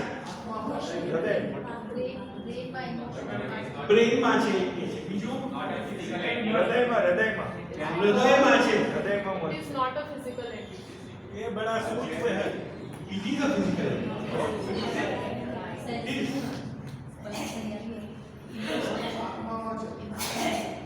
આત્મામાં છે કોઈ છે. એના આત્મા ક્યાં છે? મનમાં છે. મનમાં છે. આખા શરીરમાં મન છે. Whole body is the mind. Body. વાહ, વાહ. કારણ કે એ લોકોએ અને દીપક ચોપડાનું એક બહુ સુંદર વ્યાખ્યાન મેં સાંભળેલું, મેજિકલ માઇન્ડ, મેજિકલ બોડી. અને એમણે બધા બહુ દાખલા આપેલા. એમાંનો એક દાખલો એવો હતો કે તમારા જે થોટ પ્રોસેસીસ છે ને, વિચાર શક્તિ છે, એ કેવી રીતે થાય? તો સર્કિટમાં સ્ટોર થાય, બ્રેનના સર્કિટમાં સ્ટોર થાય. એક પર્ટિક્યુલર સેલ વિચાર નથી ઉત્પન્ન, પણ સર્કિટમાં ઉત્પન્ન છે. જેવી રીતે કમ્પ્યુટરમાં સર્કિટ્સ હોય છે, એટલે મગજ પણ સર્કિટ જ છે. They are all circuits. અને જે ટ્રાન્સમિશન થાય છે તે ન્યુરોપેપ્ટાઇડ સેલ્સ કહેવાય છે. કે જે સેલ્સ એક કોડ સિક્વન્સ એક સેલ ઉત્પન્ન કરે અને એક કોડ બીજો સેલ એને ટ્રાન્સમિશન થાય. તો આ ન્યુરોપેપ્ટાઇડ રિસેપ્ટર સેલ્સ એ લોકોએ શોધ્યા કે ક્યાં છે શરીરમાં. તો દરેક આપણા અવયવો, ઓર્ગન્સ, લીવર, પેન્ક્રિયાસ, ઇન્ટેસ્ટિન્સ, કિડનીઝ, બધામાં આ સેલ્સ છે, ન્યુરોપેપ્ટાઇડ રિસેપ્ટર સેલ્સ. એટલે આપણે જે વિચાર કરીએ છીએ ને, કે આપણા શરીરના દરેકે દરેક સેલ એને છુપી રીતે સાંભળી રહ્યા છે કોન્સ્ટન્ટ, અને તાત્કાલિક એનો રિસ્પોન્સ આપે છે. અને આપણા સાયન્સમાં આપણે જો આ પ્રશ્ન પૂછીએ કે આપણે તમે બધાએ જવાબ આપ્યા, તો એની સામે આ છે. આપણા ત્રણ શરીર કયા છે? એક સ્થૂળ શરીર, એક સૂક્ષ્મ શરીર, અને બીજું કારણ કે કોઝલ શરીર. અને 5 કોષ કયા છે આપણે? જે સુપરફિશિયલ આપણે જે જોઈ રહ્યા છે, આપણે અડી રહ્યા છીએ, અને તમે કહો છો અહીંયા છે, તે આપણું ભૌતિક શરીર છે. અને એ અન્નમય કોષ છે. અને એ ચલાવવા માટે એક પ્રાણ આપ્યું છે, પ્રાણ શક્તિ આપી છે, એનર્જી. એ એનર્જી એ પ્રાણમય કોષ છે. અને જ્યારે અમે એમઆરઆઈ કરીએ, આપણે એમઆરઆઈ માં કોઈ કરાવ્યું છે? એમઆરઆઈ અંદર સુવાડે અને પાવરફુલ મેગ્નેટ ચાલુ કરે, તે પ્રાણમય કોષનું એનાલિસિસ કરી રહ્યા છે. એનાથી આખું શરીર દેખાય છે. It is just energy which is picked up.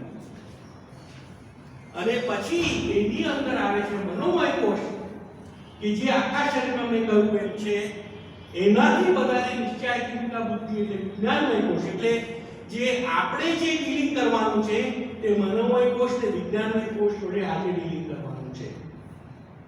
કારણ કે એ બંનેની અસર આપણા પ્રાણમય અને અન્નમય કોષ ઉપર ડાયરેક્ટલી પડી રહી છે, હર ક્ષણે પડી રહી છે. આ શું છે ખબર છે? ઈડીઓ છે, એન્ટ્સ.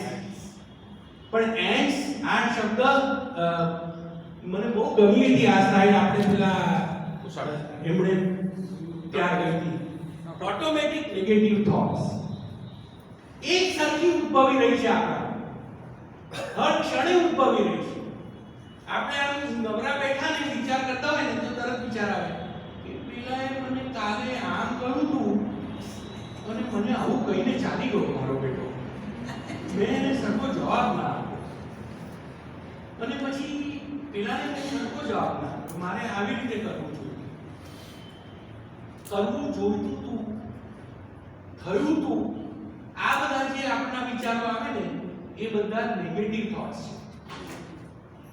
અને એ નેગેટિવ થોટ્સ ધીમે ધીમે ધીમે બિલ્ડઅપ કરે છે આપણા શરીરમાં અને એને લીધે આપણને ક્રોનિક સ્ટ્રેસ ઉત્પન્ન થાય છે અને એને એકાદ કોલે બહુ સુંદર રીતે કહ્યું છે ઈ કોન્સેપ્ટ પેન બોડી. તમે કોઈ સુંદર સરોવરમાં જાઓ અને બતક તરતા જુઓ તો બતકની વચ્ચે આમ તરતા હોય તો ફટફટાટ થાય ઝઘડે બે બતક પાંખો ફફડાવે પાણી ઉડે આપણે જો ત્યાં શું થયું એમ આપણી નજર જાય 2 સેકન્ડમાં બધું શાંત થઈ જાય 2 સેકન્ડમાં બધું શાંત થઈ જાય. કેમ શાંત થઈ જાય?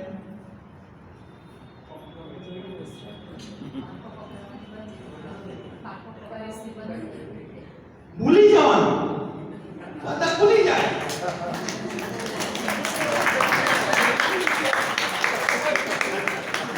પણ આપણે આ પરિસ્થિતિમાં કોન્સ્ટન્ટલી રહીએ છીએ. પેલો મને આવું કહી ગયો એને મને આવો જવાબ આપવો તો નથી કરતા આપણે દરેક રોજ બરોજ આ વસ્તુ છે. ફરીથી આવો તારે આની વાત પાછો આવે તો હું એને બતાવી દઉં એવું નહીં.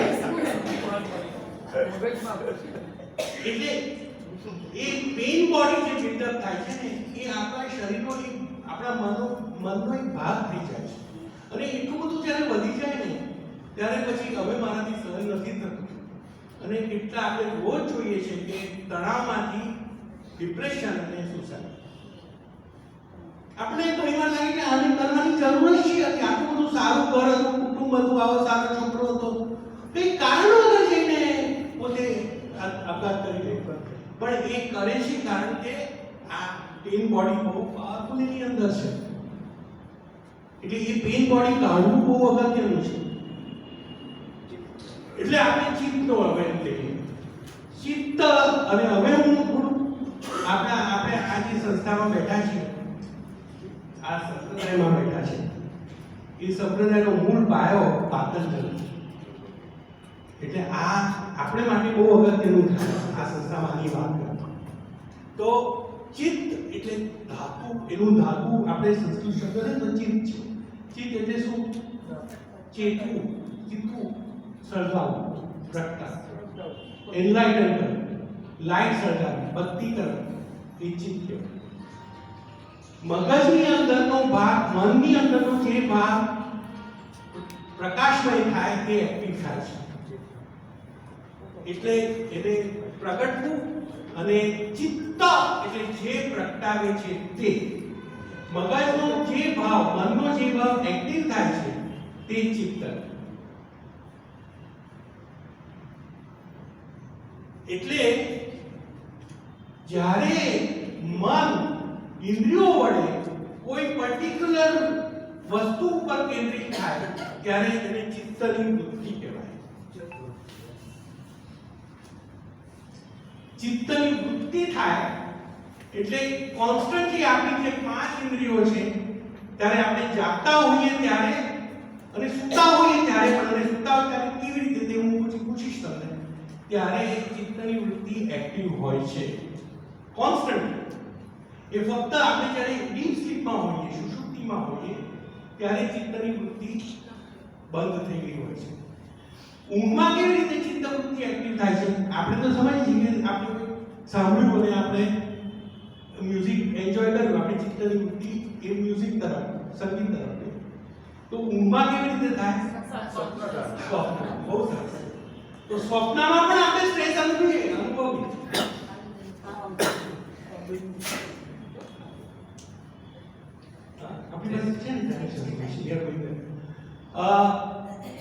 જનક રાજાનો બહુ સુંદર એક એક્ઝામ્પલ છે. જનક રાજા બહુ મોટા રાજા હતા અને આપણે હમણાં તો એના નામનું જનકને બધું સાંભળીએ છીએ રોજ. જનક રાજા વિદેહી કહેવાતા હતા. એ પોતે ઓલરેડી મોક્ષ પામી ચૂકેલા હતા તોય પણ એક્ટિવ કાર્યરત હતા. જનક રાજા એકવાર જ્યારે એમને એનો એક્સપિરિયન્સ થયો કે સડનલી એમને એ સુઈ ગયા હતા અને દરબારે આવીને ઉઠાડ્યા કે બાજુના 3 રાજાઓ ભેગા થઈને આપણા રાજ્ય ઉપર આક્રમણ કરી રહ્યા છે. અને આક્રમણ કર્યું. જનક રાજા એકદમ ફાફડા તૈયાર થયા. જે રીતે આર્મી તો તૈયાર નહોતી એમનું, પણ એ લોકો ભેગા કર્યા ને એ લોકો લડવા ગયા અને હારી ગયા. હારી ગયા એટલે જનક રાજાને બંદી બનાવ્યા અને દુશ્મન રાજાએ કહ્યું કે હું તમને દેશ નિકાલ કરું છું. તો જનક રાજા બિચારા ચાલતા ચાલતા ફાટેલા તૂટેલા કપડા અને દેશની બહાર નીકળી અને એમને એવો હુકમ કર્યો કે એમને કોઈએ મદદ નહીં કરવી, એટલે કંઈ ખાધેલું નહીં, પીધેલું નહીં, અને બાજુના દેશમાં ગયા અને ત્યાં અત્યારે ફોરેન અમેરિકામાં કેવું સૂપ કિચન છે, ત્યાં આગળ એ લોકો ગરીબોને ખીચડી વહેંચતા. તો એ ખીચડી વહેંચતો હતો એક માણસ, તો એની લાઈનમાં એ ઊભા રહ્યા અને જ્યારે એ ત્યાં પહોંચે છે ત્યારે ખીચડી તો ખલાસ થઈ ગઈ, પણ એનો છેલ્લો જે ભાગ હતો થોડો તે એને આપવા એણે કહ્યું કે આટલું તો મને આપો. એ હાથમાં લીધું, હાથમાં લે છે, ઉપરથી કાગડો આવી ખેંચી જાય છે, પડી જાય છે મોબાઈલ થઈને, એકદમ જોરથી ચીઝ પાડે છે અને ઊંઘમાંથી જાગી જાય છે, કારણ કે એ સ્વપ્ન. હવે બીજા કોઈ હોય તો કે ખરાબ સ્વપ્ન આમ કરીને સુઈ જાય, જનક રાજા એટલે એકદમ બેઠા થઈને કહે છે કે આ વો સચ था कि ये सच है. તો રાણી આવી વો સત્તા એ કે શું થઈ ગયું છે, રાજા ગાડા થઈ ગયા છે. બધા વૈદોને બોલાવ્યા કે રાજાને શું થઈ ગયું છે. એક જ પ્રશ્ન પૂછ્યા કરી વો સત્તા કે ये सच था. પછી બીજે દિવસે કોર્ટમાં દરબારમાં એ બેઠા છે અને આ જ પ્રશ્ન પૂછ્યા કરે છે. લોકો બધા લોકો વ્યાકુળ થઈ ગયા છે, રાજાને શું થઈ ગયું. અષ્ટવક્ર એમના ગુરુ ત્યાં આવે છે. એ તો તરત સમજી જાય છે કે આ શું પ્રશ્ન પૂછી રહ્યા છે. એટલે એ એમ સામે પૂછે છે કે જબ वो था तब ये है था, तो फिर नहीं, और जब ये है तो वो था, फिर नहीं, तो फिर क्या था, कौन था वहां. आप તમે બંને જગ્યાએ હતા, સ્વપ્નમાં પણ હતા ને જાગૃતમાં પણ હતા, બાકીનું બધું મિથ્યા.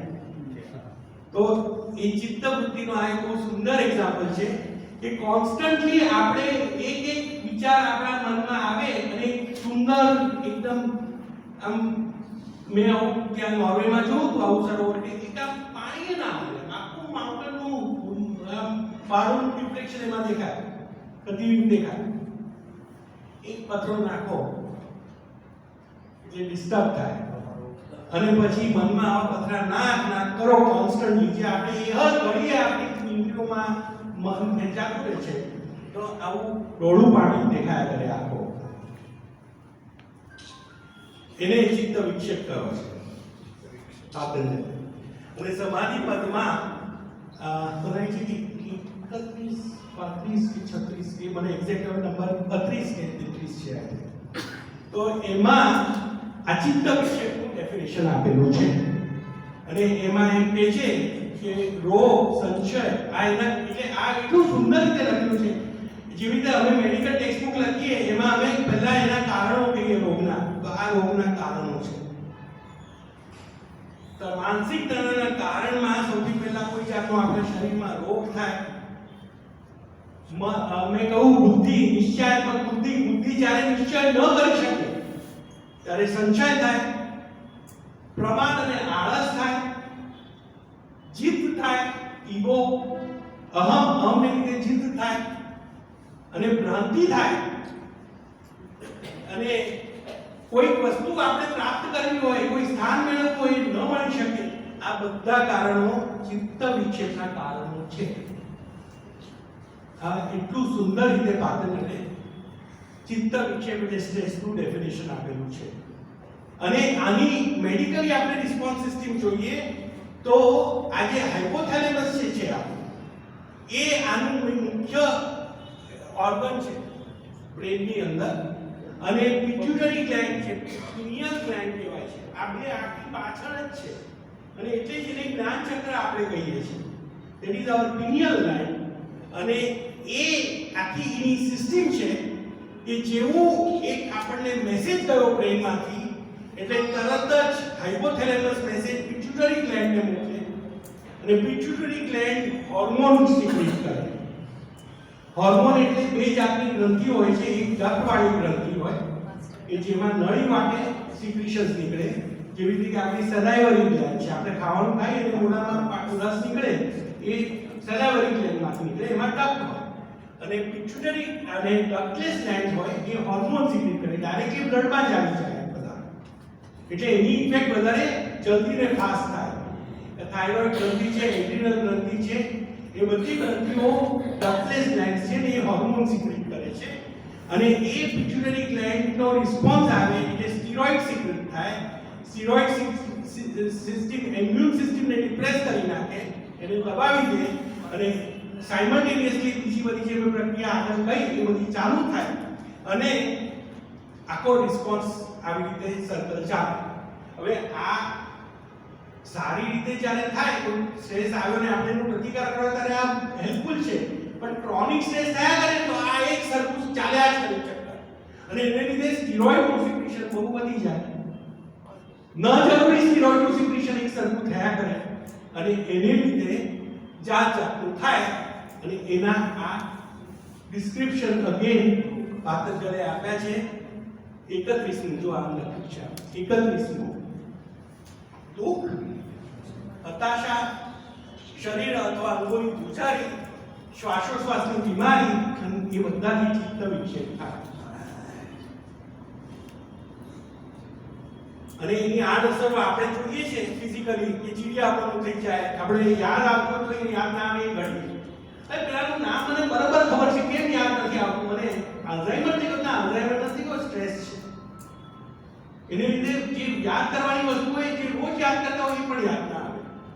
ઊંઘમાં આપણે ઊંઘ સરખી ના આવે અને આપણે થાક જ લાગ્યા કરે અને મસલ સ્પાઝમ થઈ જાય, ટાઈટ થઈ જાય, સ્નાયુનો દુખાવો થાય, નબળાઈ પણ થાય, બેચેની થાય, માથાનો દુખાવો થાય, એકાગ્રતામાં ખલેલ થાય અને શારીરિક blood pressure, heart attack, asthma, acidity, ulcer અને દુનિયાના જેટલા બધા રોગો ઇન્ક્લુડિંગ ફ્રેક્ચર યુનિયન એ પણ સ્ટ્રેસથી લીધે થાય.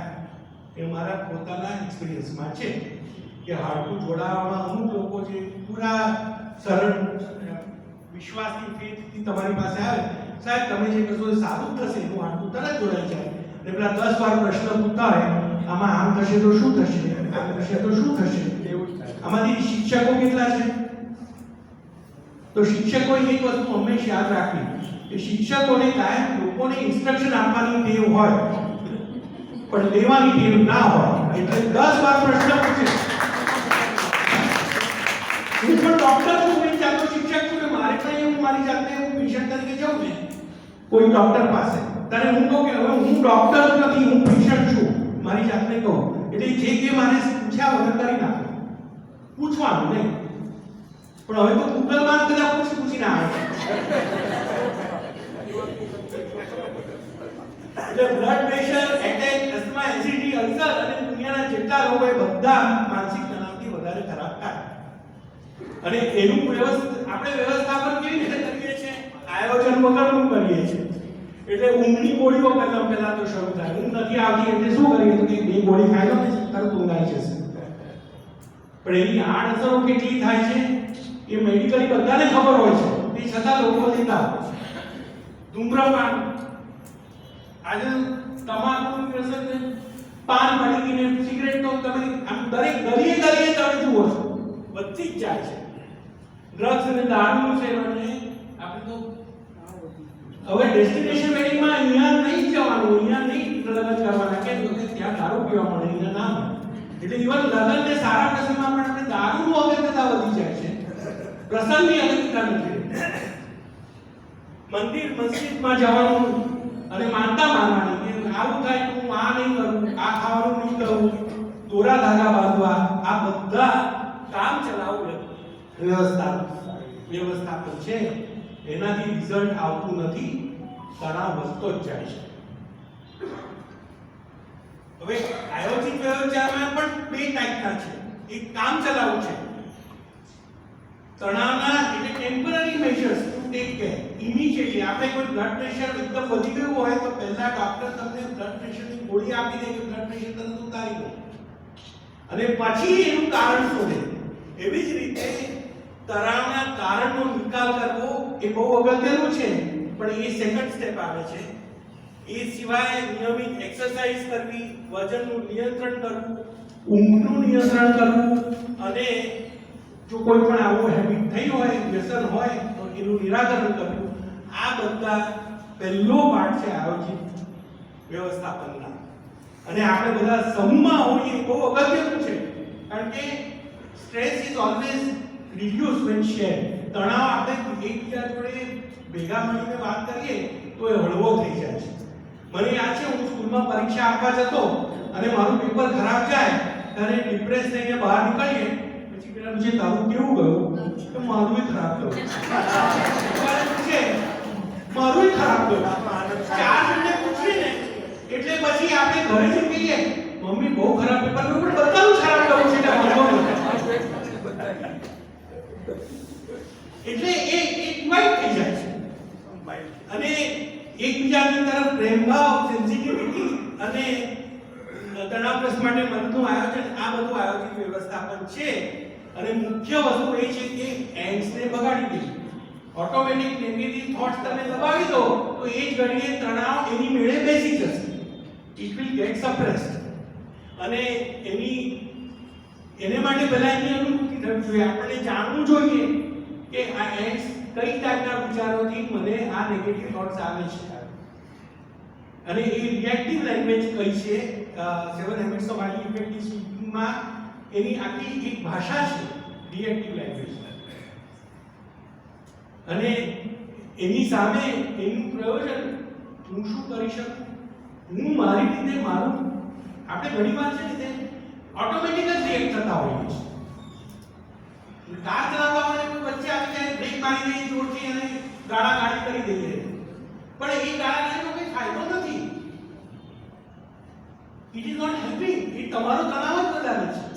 તો એ જે રિએક્ટિવ છે એ ભાષા આપણે કાઢી નાખવાની છે અને ઉત્તેજિત થનારા કારણો કાઢી નાખવાના છે અને જ્ઞાનાત્મક વર્તણૂકીય ઉપચાર કરવાનો છે, which is called cognitive behavioral therapy. A Sara psychotherapist સારી રીતે આ બિહેવિયરલ થેરાપીથી તમને ડિસેન્સિટાઇઝ કરી શકે. એટલે એમાં આ ટ્રાયેંગલ બહુ સરસ છે કે વિચારો શરૂ થાય, એનાથી ઇમોશન થાય અને ઇમોશનથી બિહેવિયર મોડિફાય થાય.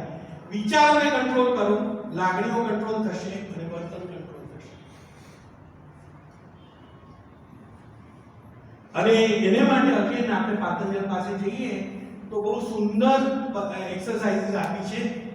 એક તત્વનો અભ્યાસ કરવો અને એમાં સૌથી પહેલું છે મૈત્રી, ફ્રેન્ડશિપ. હું પહેલા બોલી ગયો હતો. કરુણા એટલે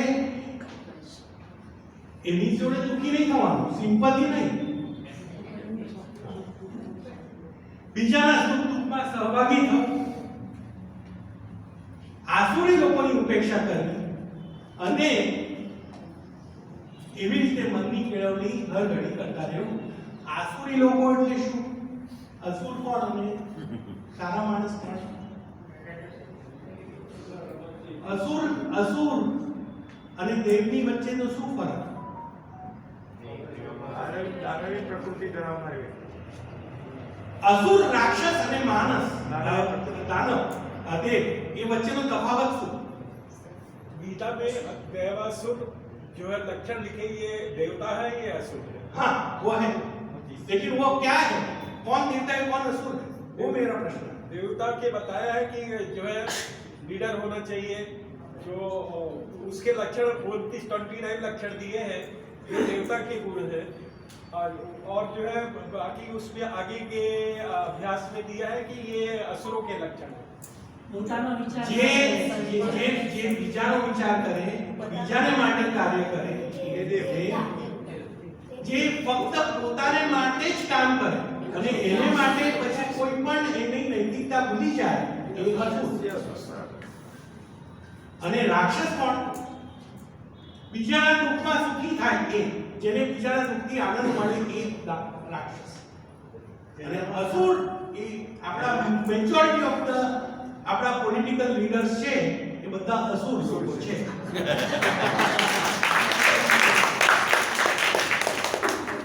જેનામાં સાત્વિક ગુણ વધારે છે એ દેવ છે. બરાબર છે.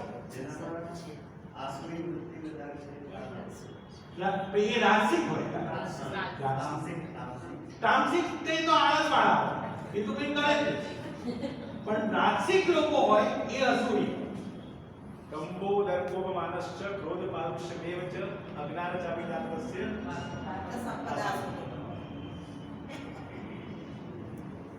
હવે પહેલી એમાં છે ને એને બહુ સુંદર આદરણીય ઋષિ મુનિએ બહુ સુંદર એક્સરસાઇઝીસ આપી છે. એમાં પહેલી છે કે બ્રીથિંગ. આજે તમે બ્રીથિંગ કરો તો મન ઓટોમેટિકલી એનાથી કંટ્રોલ થાય છે. કારણ કે જ્યારે તમે મન ઉદ્વેગમાં હોય ત્યારે બ્રીથિંગ અફેક્ટ થાય છે. તો રિવર્સ કરો. એટલે શ્વાસને નિયંત્રિત રીતે અંદર લેવો અને રોકો અને બહાર કાઢો. સિમ્પલ અનુલોમ વિલોમ. એટલા કે ઓટોમેટિકલી સ્ટ્રેસ રિલેક્સ થઈ જાય. ઓમકાર પણ એક જાતનો અનુલોમ વિલોમ જ છે અને ભમરી પ્રાણાયામ પણ એ જ છે. ભમરી પ્રાણાયામ તો તમે ગમે ત્યારે ગમે ત્યાં કરી શકો. તમે ભમરી પ્રાણાયામ શું ખબર છે ને બધાને? તો ભમરી પ્રાણાયામ તો તમે ખાલી પેટે કરવાની જરૂર નથી. જ્યાં જઈને કરવું 2 મિનિટ કરી આવો તો તમારો સ્ટ્રેસ ઓટોમેટિકલી રિલીઝ થઈ જશે.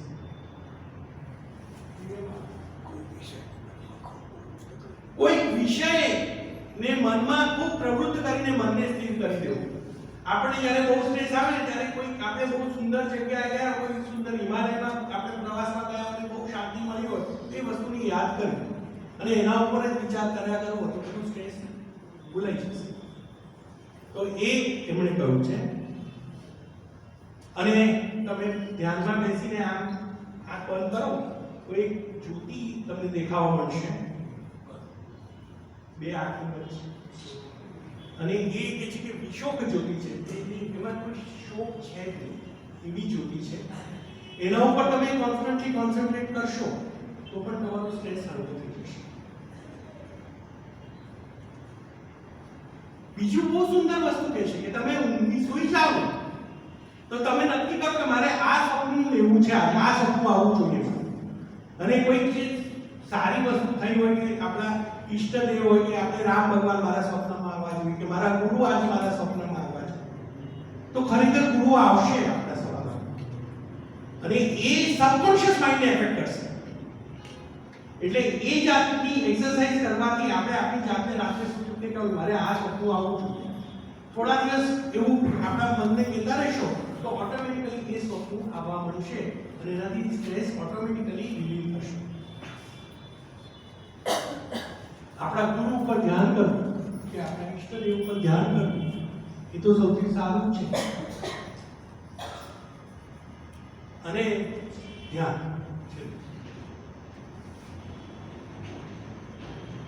આ બધા છે તે ટેમ્પરરી મેથડ્સ છે ટુ કંટ્રોલ સ્ટ્રેસ. પણ પરમેનન્ટ કાયમી આયોજન છે એ કાયમ માટે સ્ટ્રેસ રહે જ નહીં એવી વસ્તુ છે. અને એને માટે આપણે ગુણોની વાત કરીએ. આપણે 3 ગુણનું નિયંત્રણ કરવું, રાજસિકમાંથી સાત્વિક તરફ જવું અને તામસિક હોય તો પહેલા રાજસિક તરફ વધવું પછી સાત્વિક તરફ જવું.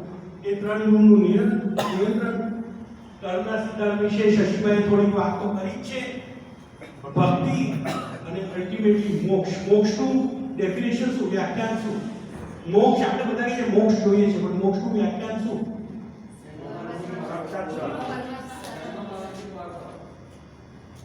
બીજું કોઈ એનાથી વધારે સારું?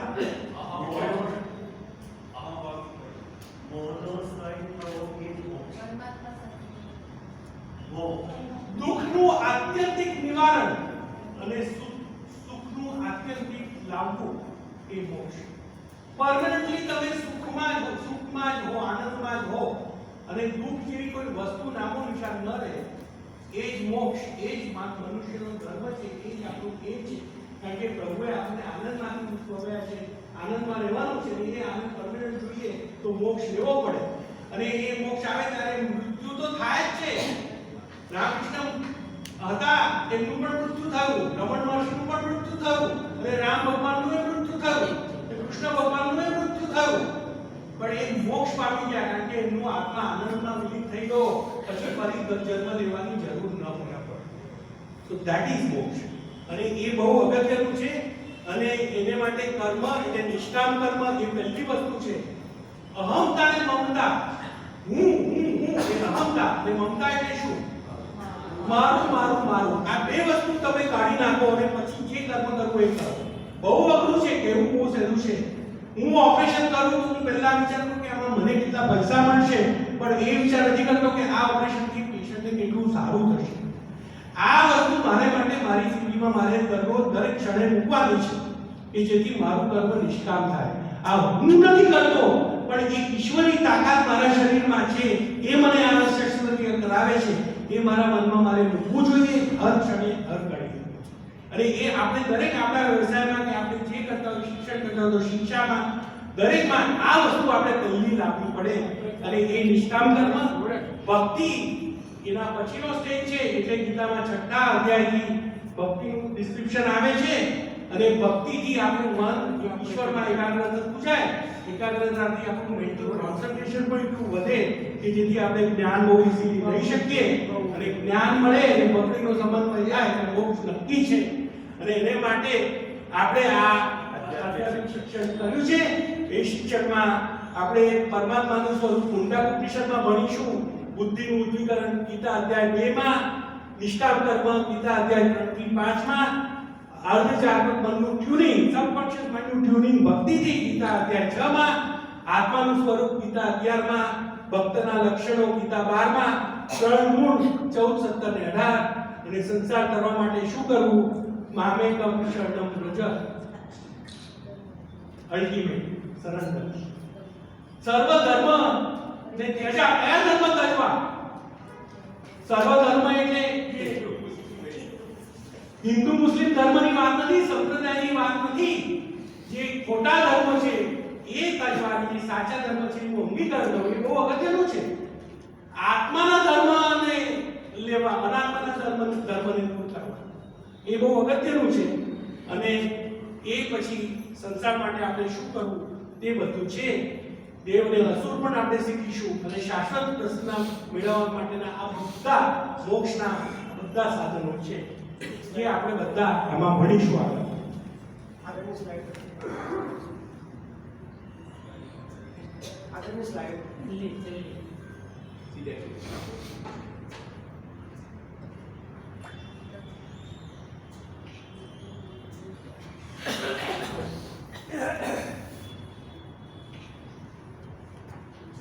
એટલે આપણે કહ્યું એમ ચિત્ત પ્રસાદન એટલે તણાવ મુક્ત. અને આપણે આવી રીતનું આપણું મન છે એ આવું ક્લિયર શાંત થઈ જાય તો આપણે ચિત્ત પ્રસાદનમાં રહીશું અને આપણે જ્ઞાન વધારે સારી રીતે મેળવી શકશું, તણાવ મુક્ત થઈશું અને મોક્ષ મેળવીશું. એવી જ પ્રાર્થનાથી હું